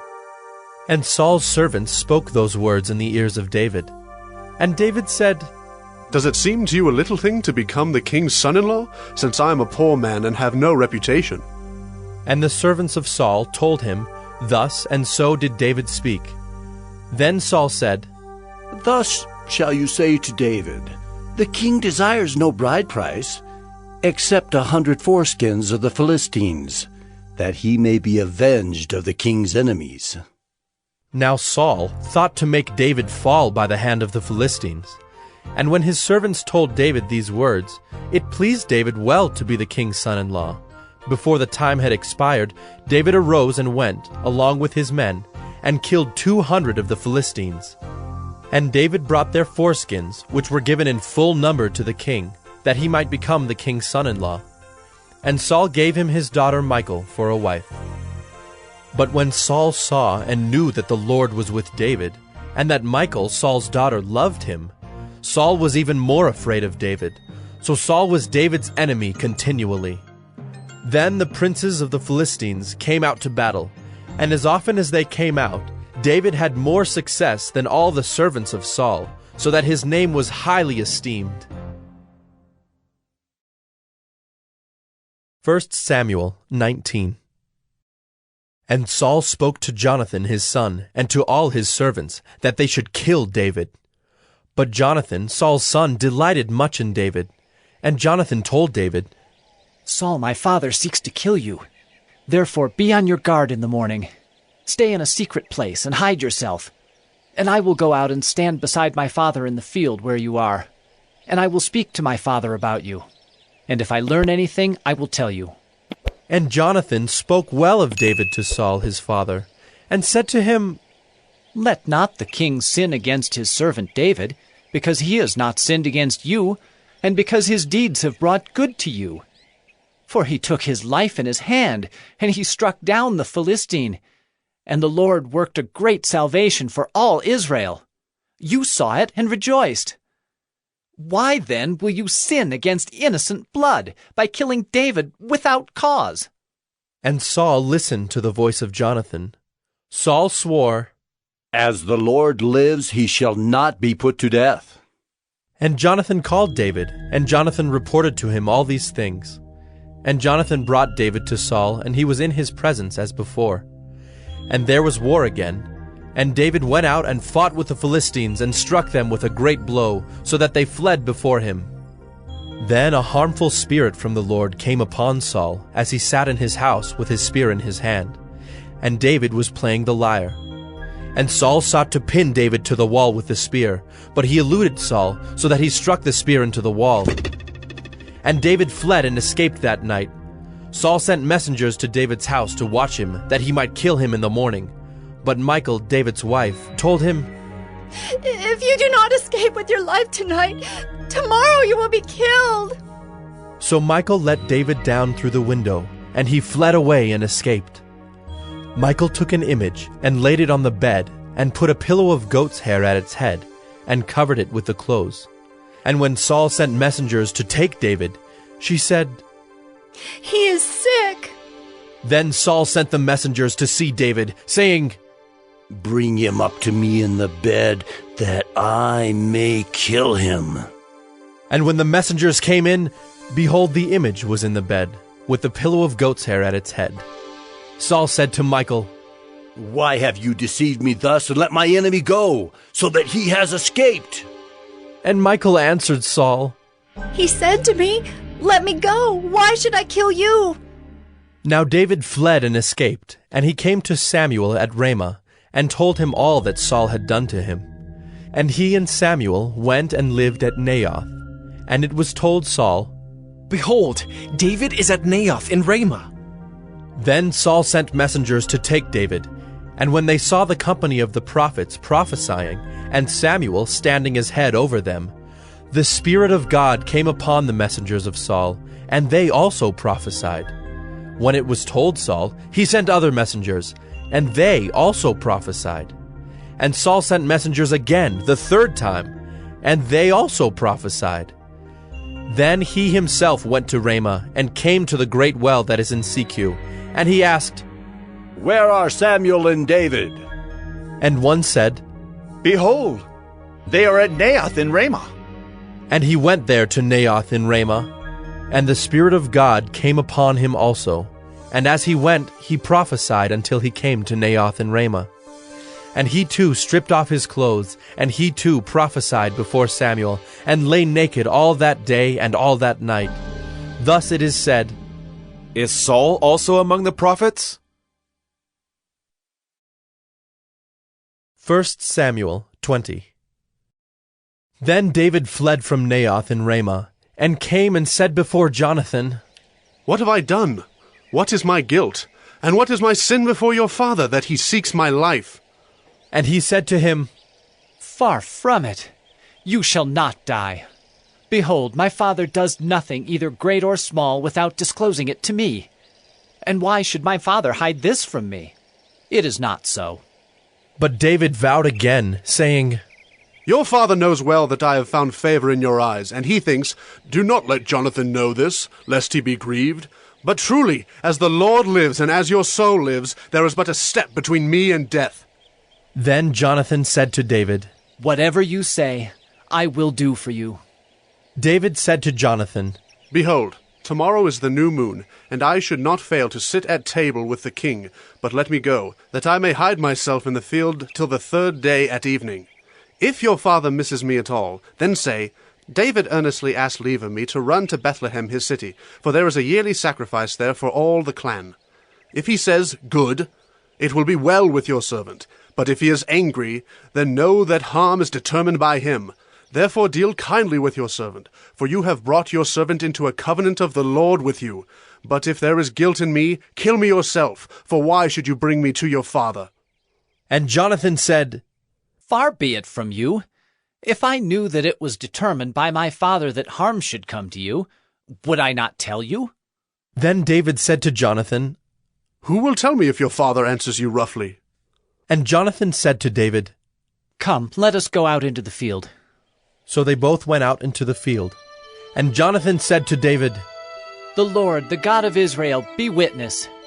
When I have sounded out my father about this time tomorrow, or the third day, behold, if he is well disposed toward David, shall I not then send and disclose it to you? But should it please my father to do you harm, the Lord do so to Jonathan, and more also if I do not disclose it to you and send you away, that you may go in safety. May the Lord be with you, as he has been with my father. If I am still alive, show me the steadfast love of the Lord, that I may not die. And do not cut off your steadfast love from my house forever, when the Lord cuts off every one of the enemies of David from the face of the earth. And Jonathan made a covenant with the house of David, saying, May the Lord take vengeance on David's enemies. And Jonathan made David swear again by his love for him, for he loved him as he loved his own soul. Then Jonathan said to him, Tomorrow is the new moon, and you will be missed because your seat will be empty. On the third day, go down quickly to the place where you hid yourself when the matter was in hand, and remain beside the stone heap. And I will shoot 3 arrows to the side of it, as though I shot at a mark. And behold, I will send the young man, saying, Go, find the arrows. If I say to the young man, Look, the arrows are on this side of you, take them. Then you are to come, for as the Lord lives, it is safe for you, and there is no danger. But if I say to the youth, Look, the arrows are beyond you, then go, for the Lord has sent you away. And as for the matter of which you and I have spoken, behold, the Lord is between you and me forever. So David hid himself in the field. And when the new moon came, the king sat down to eat food. The king sat on his seat, as at other times, on the seat by the wall. Jonathan sat opposite, and Abner sat by Saul's side. But David's place was empty. Yet Saul did not say anything that day, for he thought, Something has happened to him. He is not clean. Surely he is not clean. But on the second day, the day after the new moon, David's place was empty. And Saul said to Jonathan his son, Why has not the son of Jesse come to the meal, either yesterday or today? Jonathan answered Saul, David earnestly asked leave of me to go to Bethlehem. He said, Let me go, for our clan holds a sacrifice in the city, and my brother has commanded me to be there. So now if I have found favor in your eyes, let me get away and see my brothers. For this reason he has not come to the king's table." Then Saul's anger was kindled against Jonathan, and he said to him, "You son of a perverse, rebellious woman, do I not know that you have chosen the son of Jesse to your own shame and to the shame of your mother's nakedness? For as long as the son of Jesse lives on the earth, neither you nor your kingdom shall be established. Therefore send and bring him to me, for he shall surely die." Then Jonathan answered Saul his father, "Why should he be put to death? What has he done?" But Saul hurled his spear at him to strike him. So Jonathan knew that his father was determined to put David to death.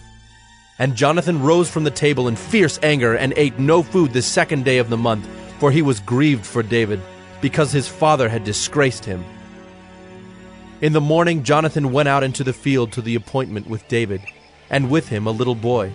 And he said to his boy, "Run and find the arrows that I shoot." As the boy ran, he shot an arrow beyond him.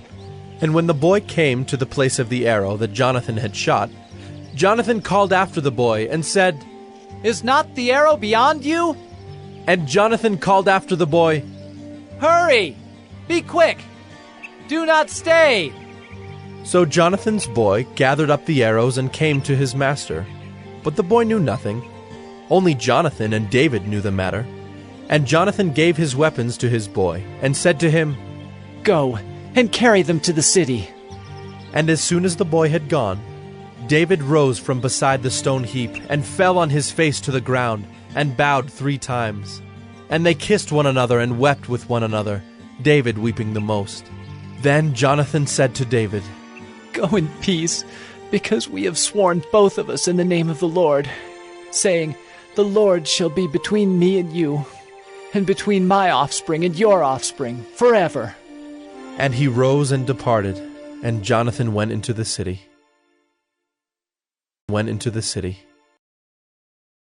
Samuel 21. Then David came to Nob, to Ahimelech the priest. And Ahimelech came to meet David trembling, and said to him, "Why are you alone, and no one with you?"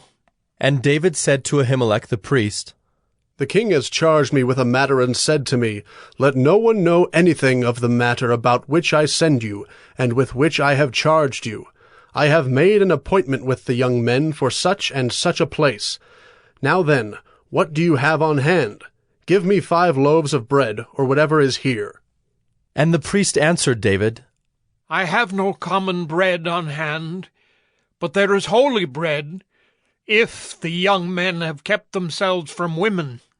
And David answered the priest, "Truly women have been kept from us as always when I go on an expedition. The vessels of the young men are holy even when it is an ordinary journey.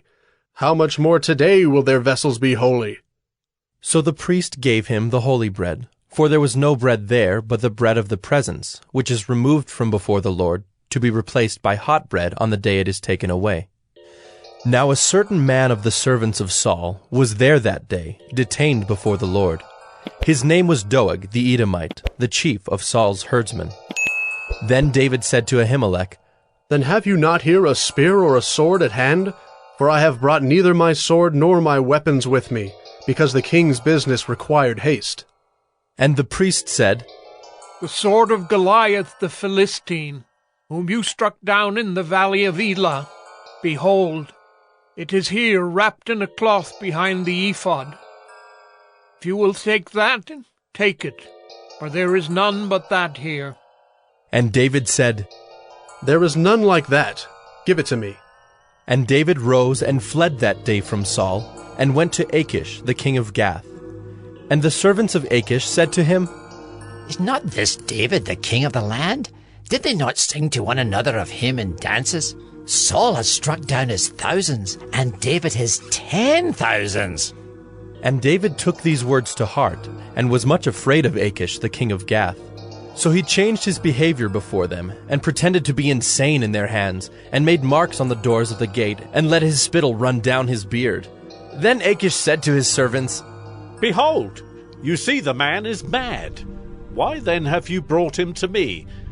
Do I lack madmen, that you have brought this fellow to behave as a madman in my presence? Shall this fellow come into my house? 1 Samuel 22.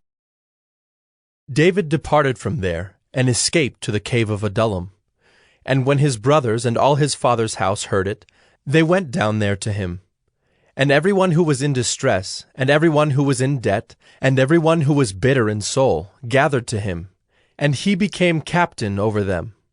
And there were with him about 400 men. And David went from there to Mizpeh of Moab.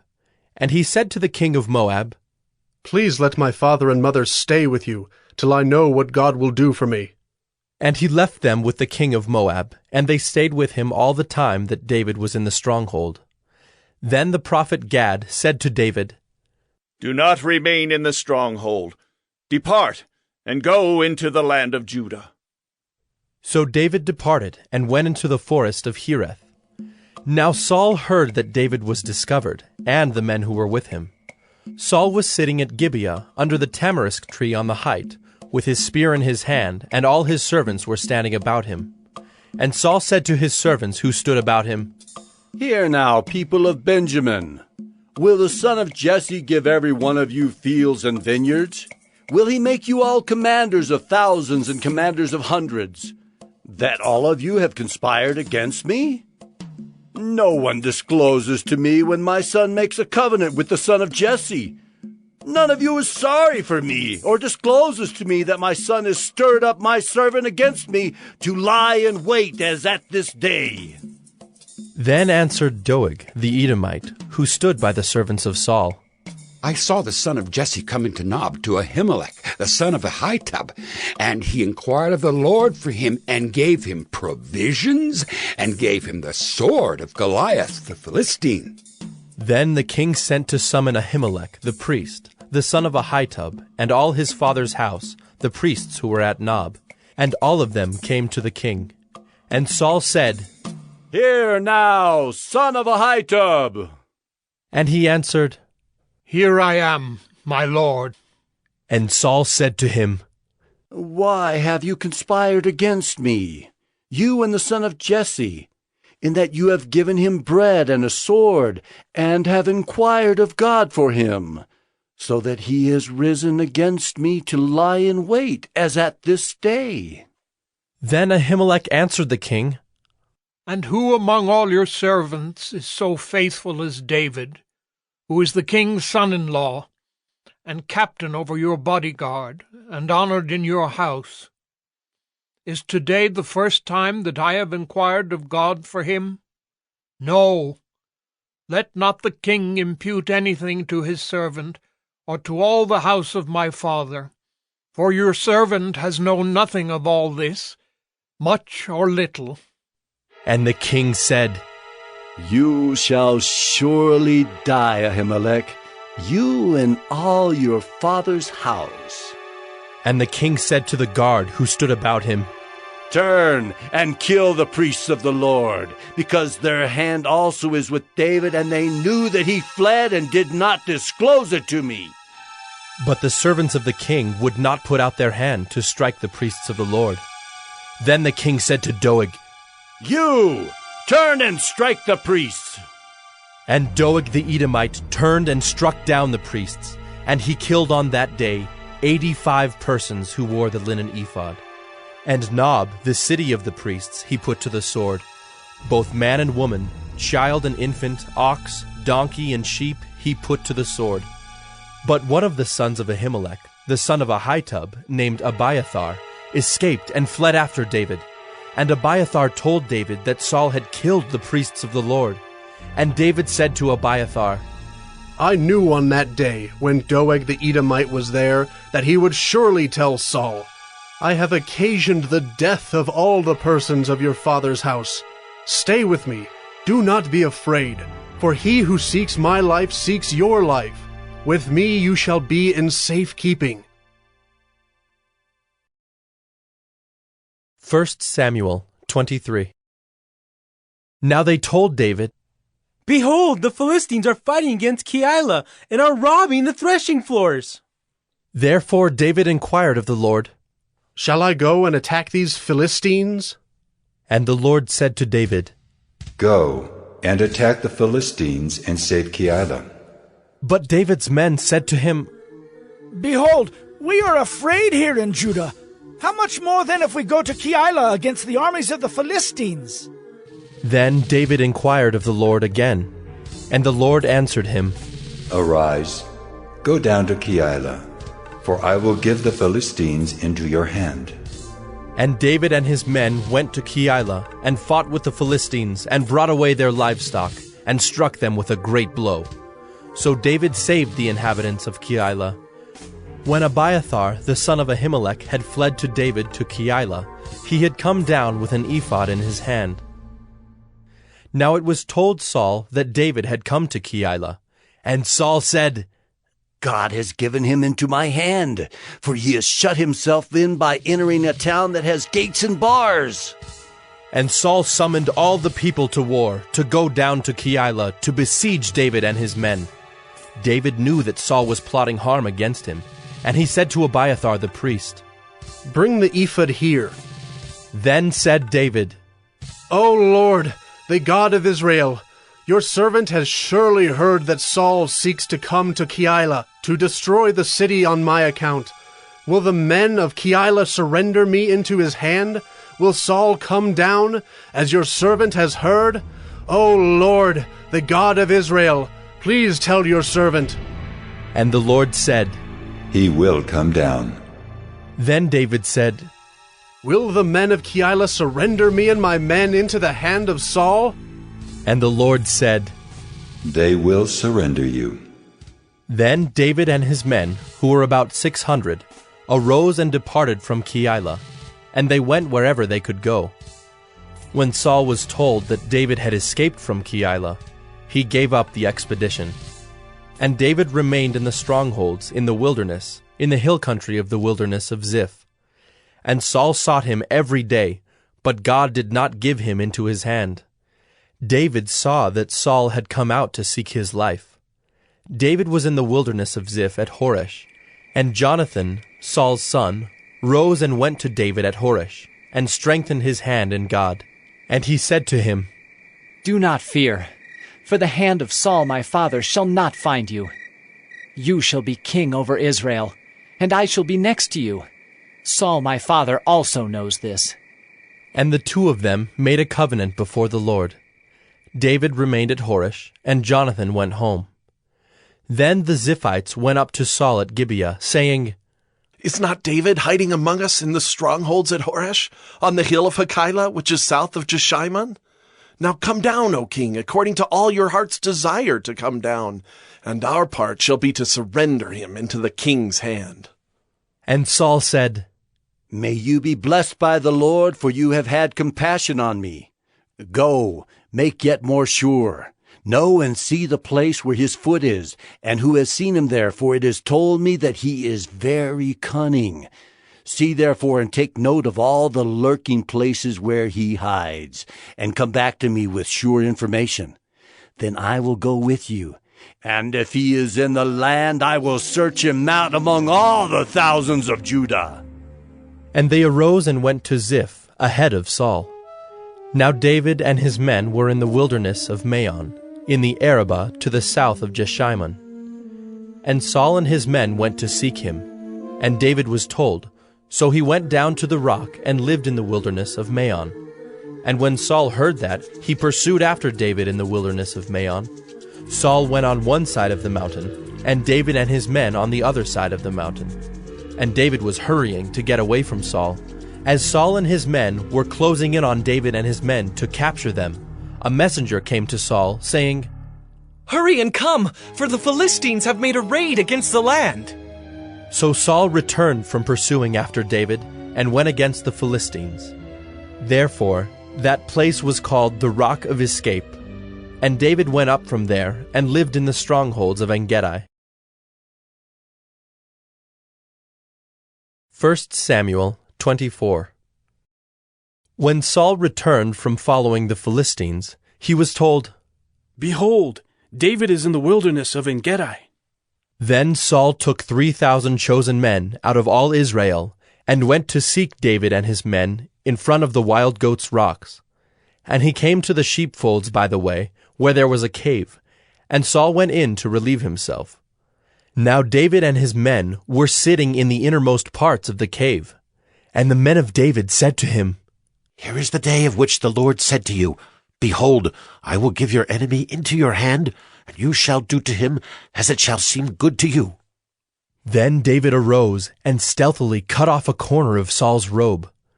And afterward David's heart struck him because he had cut off a corner of Saul's robe. He said to his men, The Lord forbid that I should do this thing to my Lord, the Lord's anointed, to put out my hand against him, seeing he is the Lord's anointed. So David persuaded his men with these words, and did not permit them to attack Saul. And Saul rose up and left the cave and went on his way. Afterward, David also arose and went out of the cave, and called after Saul, My Lord, the King!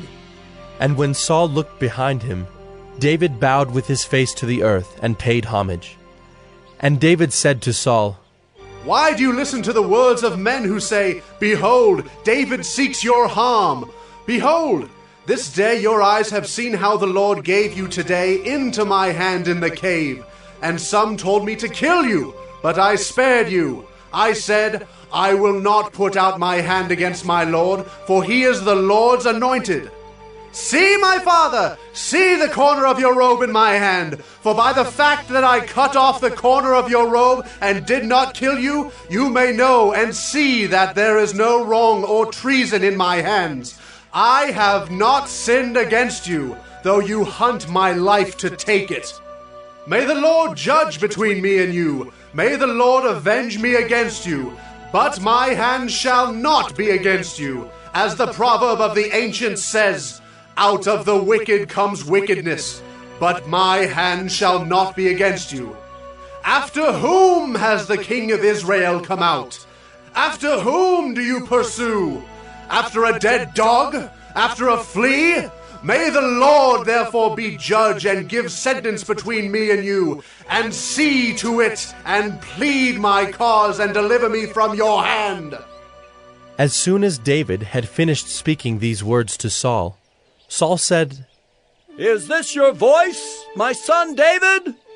And Saul lifted up his voice and wept. He said to David, You are more righteous than I, for you have repaid me good, whereas I have repaid you evil. And you have declared this day how you have dealt well with me, in that you did not kill me when the Lord put me into your hands. For if a man finds his enemy, will he let him go away safe? So may the Lord reward you with good for what you have done to me this day. And now, behold, I know that you shall surely be king, and that the kingdom of Israel shall be established in your hand. Swear to me, therefore, by the Lord, that you will not cut off my offspring after me, and that you will not destroy my name out of my father's house. And David swore this to Saul. Then Saul went home, but David and his men went up to the stronghold. 1 Samuel 24. When Saul returned from following the Philistines, he was told, Behold, David is in the wilderness of En-gedi. Then Saul took 3,000 chosen men out of all Israel, and went to seek David and his men in front of the wild goats' rocks. And he came to the sheepfolds by the way, where there was a cave, and Saul went in to relieve himself. Now David and his men were sitting in the innermost parts of the cave. And the men of David said to him, Here is the day of which the Lord said to you, Behold, I will give your enemy into your hand, and you shall do to him as it shall seem good to you. Then David arose and stealthily cut off a corner of Saul's robe. And afterward David's heart struck him because he had cut off a corner of Saul's robe. He said to his men, The Lord forbid that I should do this thing to my Lord, the Lord's anointed, to put out my hand against him, seeing he is the Lord's anointed. So David persuaded his men with these words, and did not permit them to attack Saul. And Saul rose up and left the cave and went on his way. Afterward, David also arose and went out of the cave, and called after Saul, My lord, the king! And when Saul looked behind him, David bowed with his face to the earth and paid homage. And David said to Saul, Why do you listen to the words of men who say, Behold, David seeks your harm? Behold, this day your eyes have seen how the Lord gave you today into my hand in the cave. And some told me to kill you, but I spared you. I said, I will not put out my hand against my Lord, for he is the Lord's anointed. See, my father, see the corner of your robe in my hand. For by the fact that I cut off the corner of your robe and did not kill you, you may know and see that there is no wrong or treason in my hands. I have not sinned against you, though you hunt my life to take it. May the Lord judge between me and you. May the Lord avenge me against you. But my hand shall not be against you. As the proverb of the ancients says, Out of the wicked comes wickedness, but my hand shall not be against you. After whom has the king of Israel come out? After whom do you pursue? After a dead dog? After a flea? May the Lord therefore be judge and give sentence between me and you, and see to it, and plead my cause, and deliver me from your hand. As soon as David had finished speaking these words to Saul, Saul said, Is this your voice, my son David? And Saul lifted up his voice and wept. He said to David, You are more righteous than I, for you have repaid me good, whereas I have repaid you evil. And you have declared this day how you have dealt well with me, in that you did not kill me when the Lord put me into your hands. For if a man finds his enemy, will he let him go away safe? So may the Lord reward you with good for what you have done to me this day.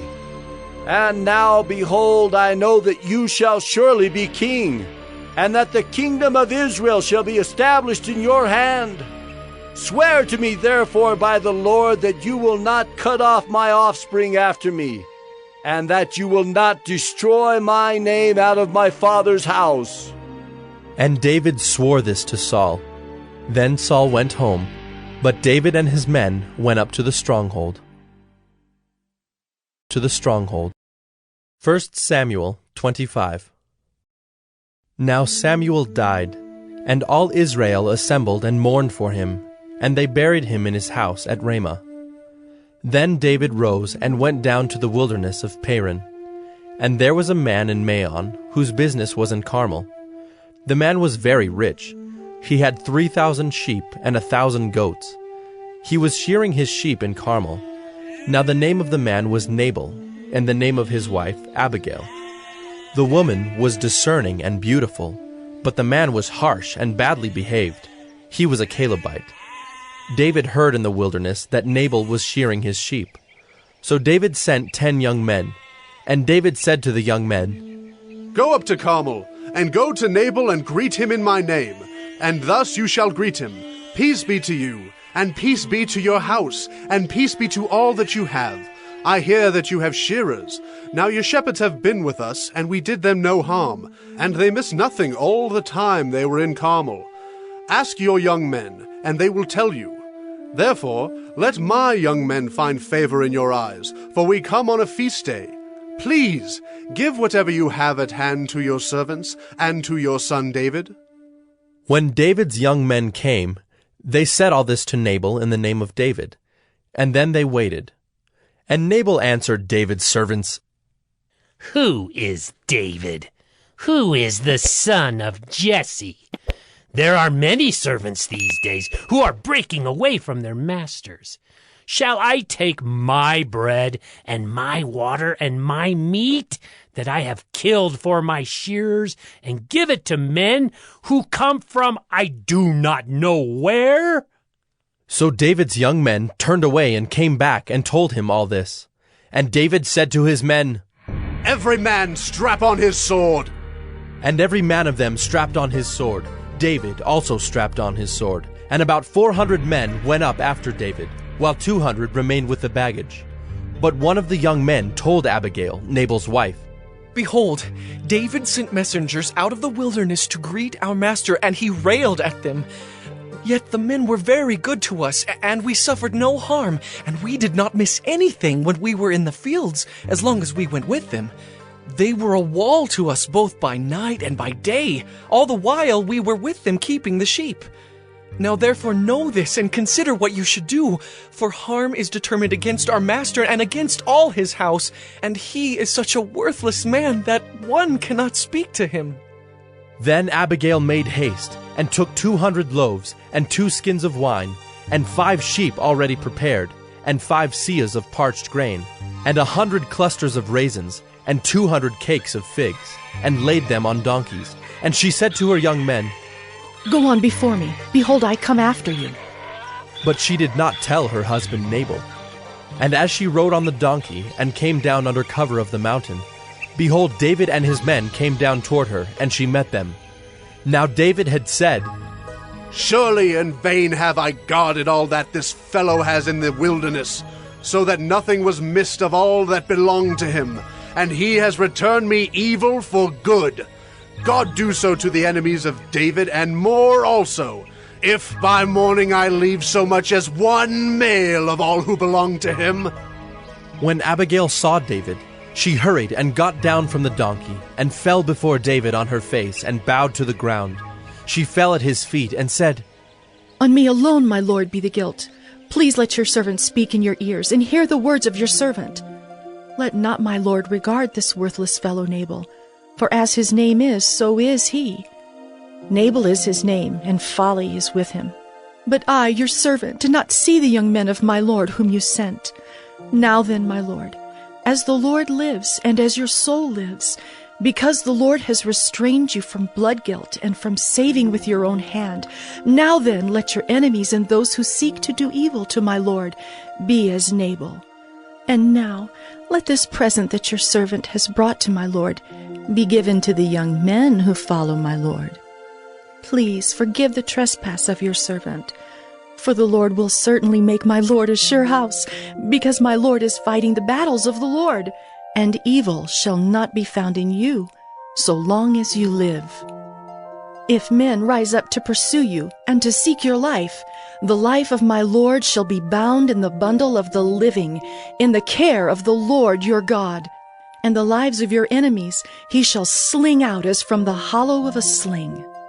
And when the Lord has done to my lord according to all the good that he has spoken concerning you, and has appointed you prince over Israel, my lord shall have no cause of grief, or pains of conscience for having shed blood without cause, or for my lord taking vengeance himself. And when the Lord has dealt well with my lord, then remember your servant." And David said to Abigail, "Blessed be the Lord, the God of Israel, who sent you this day to meet me. Blessed be your discretion, and blessed be you, who have kept me this day from blood guilt, and from avenging myself with my own hand. For as surely as the Lord, the God of Israel, lives, who has restrained me from hurting you, unless you had hurried and come to meet me, truly by morning there had not been left to Nabal so much as one male." Then David received from her hand what she had brought him.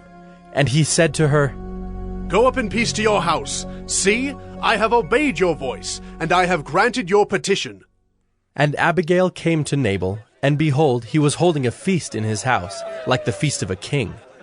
And Nabal's heart was merry within him, for he was very drunk. So she told him nothing at all until the morning light. In the morning, when the wine had gone out of Nabal, his wife told him these things, and his heart died within him, and he became as a stone. And about 10 days later the Lord struck Nabal, and he died. When David heard that Nabal was dead, he said, "Blessed be the Lord who has avenged the insult I received at the hand of Nabal, and has kept back his servant from wrongdoing. The Lord has returned the evil of Nabal on his own head." Then David sent and spoke to Abigail to take her as his wife. When the servants of David came to Abigail at Carmel, they said to her, "David has sent us to you to take you to him as his wife." And she rose and bowed with her face to the ground, and said, Behold, your handmaid is a servant to wash the feet of the servants of my Lord. And Abigail hurried and rose and mounted a donkey, and her 5 young women attended her. She followed the messengers of David and became his wife. David also took Ahinoam of Jezreel, and both of them became his wives. Saul had given Michal his daughter, David's wife, to Paltai the son of Laish, who was of Gallim.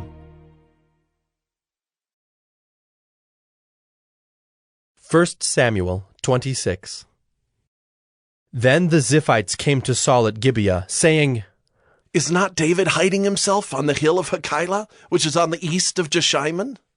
So Saul arose and went down to the wilderness of Ziph, with 3,000 chosen men of Israel, to seek David in the wilderness of Ziph. And Saul encamped on the hill of Hachilah, which is beside the road on the east of Jeshimon. But David remained in the wilderness. When he saw that Saul came after him into the wilderness, David sent out spies and learned that Saul had come. Then David rose and came to the place where Saul had encamped. And David saw the place where Saul lay, with Abner the son of Ner, the commander of his army. Saul was lying within the encampment, while the army was encamped around him. Then David said to Ahimelech the Hittite, and to Joab's brother Abishai, the son of Zeruiah, Who will go down with me into the camp to Saul? And Abishai said, I will go down with you. So David and Abishai went to the army by night. And there lay Saul sleeping within the encampment, with his spear stuck in the ground at his head, and Abner and the army lay around him. Then said Abishai to David, God has given your enemy into your hand this day. Now please let me pin him to the earth with one stroke of the spear, and I will not strike him twice. But David said to Abishai, Do not destroy him, for who can put out his hand against the Lord's anointed and be guiltless? And David said, As the Lord lives, the Lord will strike him, or his day will come to die, or he will go down into battle and perish. The Lord forbid that I should put out my hand against the Lord's anointed. But take now the spear that is at his head and the jar of water, and let us go. So David took the spear and the jar of water from Saul's head, and they went away. No man saw it or knew it, nor did any awake, for they were all asleep, because a deep sleep from the Lord had fallen upon them. Then David went over to the other side, and stood far off on the top of the hill, with a great space between them. And David called to the army, and to Abner the son of Ner, saying, Will you not answer, Abner? Then Abner answered, Who are you who calls to the king? And David said to Abner, Are you not a man? Who is like you in Israel? Why then have you not kept watch over your lord the king? For one of the people came in to destroy the king your lord. This thing that you have done is not good. As the Lord lives, you deserve to die, because you have not kept watch over your lord, the Lord's anointed. And now see where the king's spear is, and the jar of water that was at his head? Saul recognized David's voice, and said, Is this your voice, my son David? And David said, It is my voice, my lord, O king. And he said, Why does my lord pursue after his servant? For what have I done? What evil is on my hands? Now therefore let my lord the king hear the words of his servant. If it is the Lord who has stirred you up against me, may he accept an offering. But if it is men, may they be cursed before the Lord. For they have driven me out this day, that I should have no share in the heritage of the Lord, saying, Go serve other gods. Now therefore, let not my blood fall to the earth away from the presence of the Lord, for the king of Israel has come out to seek a single flea, like one who hunts a partridge in the mountains. Then Saul said, I have sinned. Return, my son David, for I will no more do you harm, because my life was precious in your eyes this day. Behold, I have acted foolishly, and have made a great mistake. And David answered and said, Here is the spear, O king. Let one of the young men come over and take it.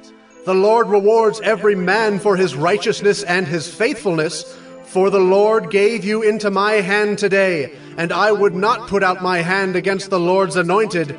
Behold, as your life was precious this day in my sight, so may my life be precious in the sight of the Lord, and may he deliver me out of all tribulation. Then Saul said to David, Blessed be you, my son David. You will do many things and will succeed in them. So David went his way, and Saul returned to his place. 1 Samuel 27. Then David said in his heart, Now I shall perish one day by the hand of Saul. There is nothing better for me than that I should escape to the land of the Philistines. Then Saul will despair of seeking me any longer within the borders of Israel, and I shall escape out of his hand. So David arose and went over, he and the 600 men who were with him, to Achish, the son of Maoch, king of Gath. And David lived with Achish at Gath, he and his men, every man with his household, and David with his 2 wives, Ahinoam of Jezreel and Abigail of Carmel, Nabal's widow. And when it was told Saul that David had fled to Gath, he no longer sought him. Then David said to Achish, If I have found favor in your eyes, let a place be given me in one of the country towns, that I may dwell there. For why should your servant dwell in the royal city with you? So that day Achish gave him Ziklag. Therefore Ziklag has belonged to the kings of Judah to this day. And the number of the days that David lived in the country of the Philistines was 1 year and 4 months. Now David and his men went up and made raids against the Geshurites, the Girzites, and the Amalekites, for these were the inhabitants of the land from of old, as far as Shur to the land of Egypt. And David would strike the land and would leave neither man nor woman alive, but would take away the sheep, the oxen, the donkeys, the camels, and the garments, and come back to Achish. When Achish asked, Where have you made a raid today? David would say, Against the Negeb of Judah. Or, Against the Negeb of the Jerahmeelites. Or, Against the Negeb of the Kenites. And David would leave neither man nor woman alive to bring news to Gath, thinking, Lest they should tell about us and say, So David has done. Such was his custom all the while he lived in the country of the Philistines. And Achish trusted David, thinking, He has made himself an utter stench to his people Israel. Therefore he shall always be my servant. 1 Samuel 28. In those days the Philistines gathered their forces for war to fight against Israel. And Achish said to David, Understand that you and your men are to go out with me in the army. David said to Achish, Very well, you shall know what your servant can do. And Achish said to David, Very well, I will make you my bodyguard for life. Now Samuel had died, and all Israel had mourned for him and buried him in Ramah, his own city. And Saul had put the mediums and the necromancers out of the land. The Philistines assembled and came and encamped at Shunem. And Saul gathered all Israel, and they encamped at Gilboa. When Saul saw the army of the Philistines, he was afraid, and his heart trembled greatly. And when Saul inquired of the Lord did not answer him, either by dreams, or by Urim, or by prophets. Then Saul said to his servants, Seek out for me a woman who is a medium, that I may go to her and inquire of her. And his servants said to him, Behold, there is a medium at Endor. So Saul disguised himself, and put on other garments, and went, he and 2 men with him. And they came to the woman by night. And he said, Divine for me by a spirit, and bring up for me whomever I shall name to you. The woman said to him, Surely you know what Saul has done, how he has cut off the mediums and the necromancers from the land. Why then are you laying a trap for my life to bring about my death? But Saul swore to her by the Lord, As the Lord lives, no punishment shall come upon you for this thing. Then the woman said, Whom shall I bring up for you? He said, Bring up Samuel for me. When the woman saw Samuel, she cried out with a loud voice, and the woman said to Saul, Ah! Why have you deceived me? You are Saul. The king said to her, Do not be afraid. What do you see? And the woman said to Saul, I see a god coming up out of the earth. He said to her, What is his appearance? And she said, An old man is coming up, and he is wrapped in a robe. And Saul knew that it was Samuel, and he bowed with his face to the ground and paid homage. Then Samuel said to Saul, Why have you disturbed me by bringing me up? Saul answered, I am in great distress, for the Philistines are warring against me, and God has turned away from me and answers me no more, either by prophets or by dreams. Therefore I have summoned you to tell me what I shall do. And Samuel said, Why then do you ask me, since the Lord has turned from you and become your enemy? The Lord has done to you as he spoke by me, for the Lord has torn the kingdom out of your hand and given it to your neighbor David, because you did not obey the voice of the Lord and did not carry out his fierce wrath against Amalek. Therefore the Lord has done this thing to you this day. Moreover, the Lord will give Israel also with you into the hand of the Philistines. And tomorrow you and your sons shall be with me. The Lord will give the army of Israel also into the hand of the Philistines. Then Saul fell at once, full length on the ground, filled with fear because of the words of Samuel. And there was no strength in him, for he had eaten nothing all day and all night. And the woman came to Saul, and when she saw that he was terrified, she said to him, Behold, your servant has obeyed you. I have taken my life in my hand and have listened to what you have said to me. Now, therefore, you also obey your servant. Let me set a morsel of bread before you, and eat, that you may have strength when you go on your way. He refused and said, I will not eat. But his servants, together with the woman, urged him, and he listened to their words. So he arose from the earth and sat on the bed. Now the woman had a fattened calf in the house, and she quickly killed it. And she took flour and kneaded it, and baked unleavened bread of it. And she put it before Saul and his servants, and they ate. Then they rose and went away that night. 1 Samuel 29.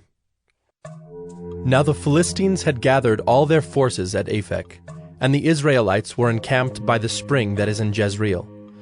As the lords of the Philistines were passing on by hundreds and by thousands, and David and his men were passing on in the rear with Achish, the commanders of the Philistines said, What are these Hebrews doing here? And Achish said to the commanders of the Philistines, Is this not David, the servant of Saul, king of Israel, who has been with me now for days and years? And since he deserted to me, I have found no fault in him to this day.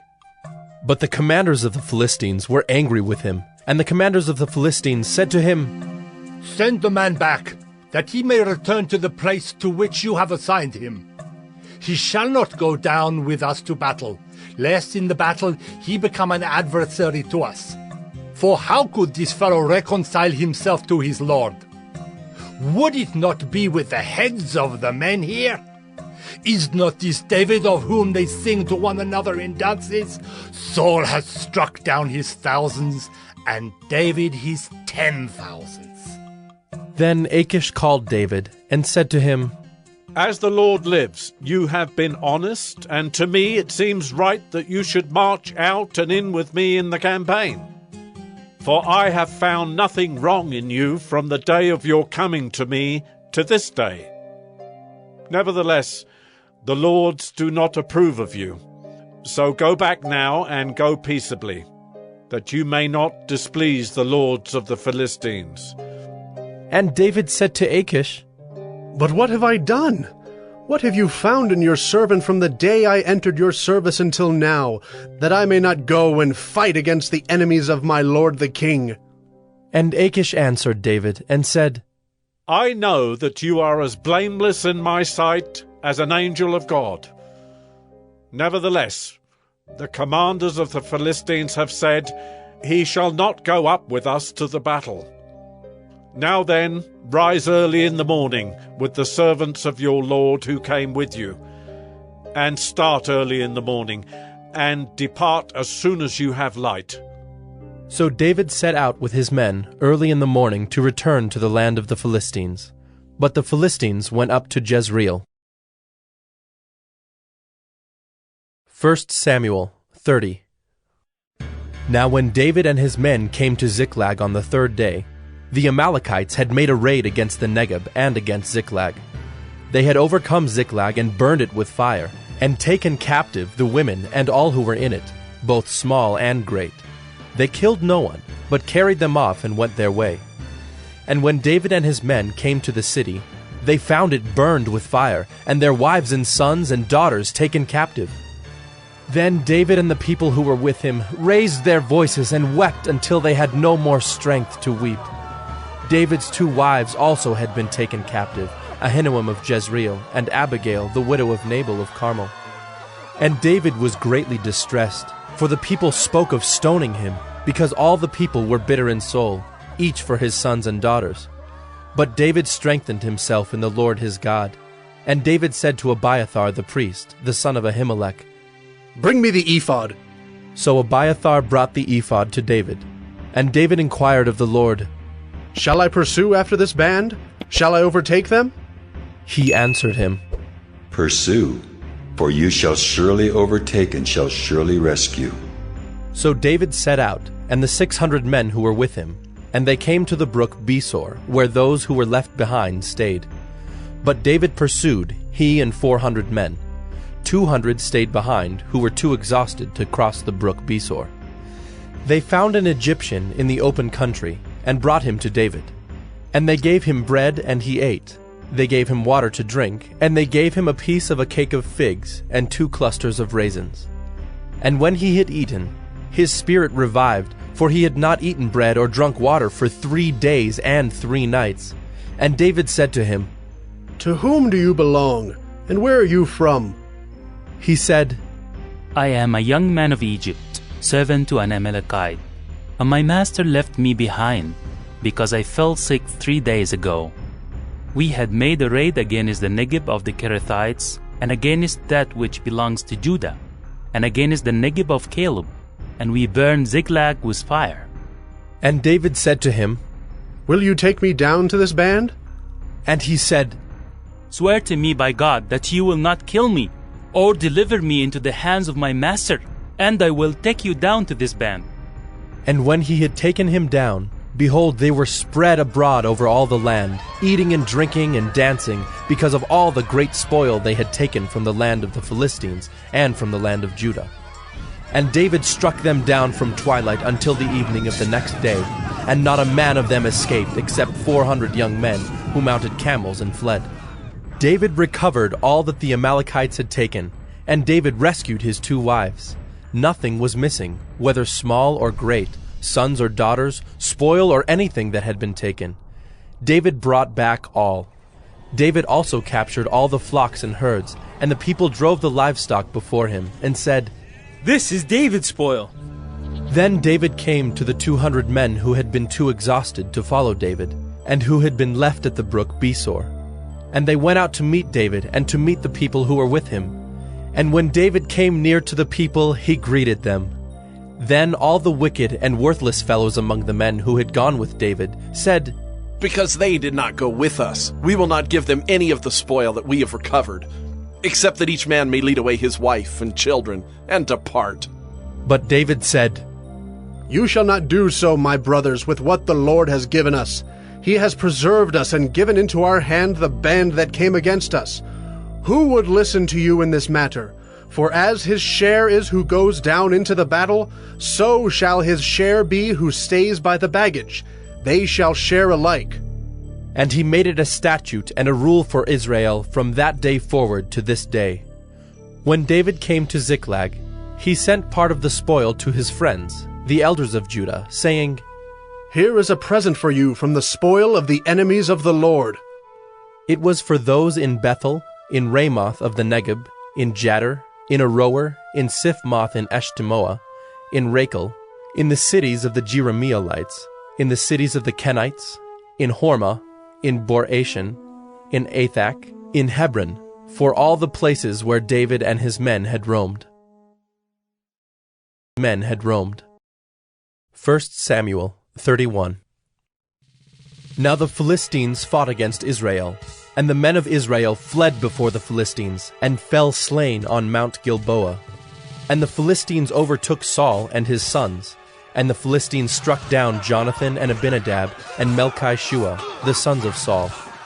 The battle pressed hard against Saul, and the archers found him, and he was badly wounded by the archers.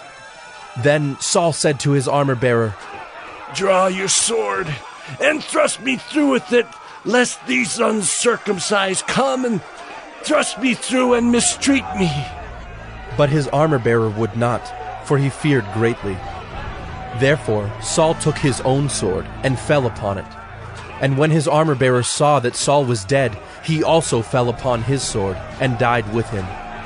Thus Saul died, and his 3 sons, and his armor-bearer, and all his men on the same day together.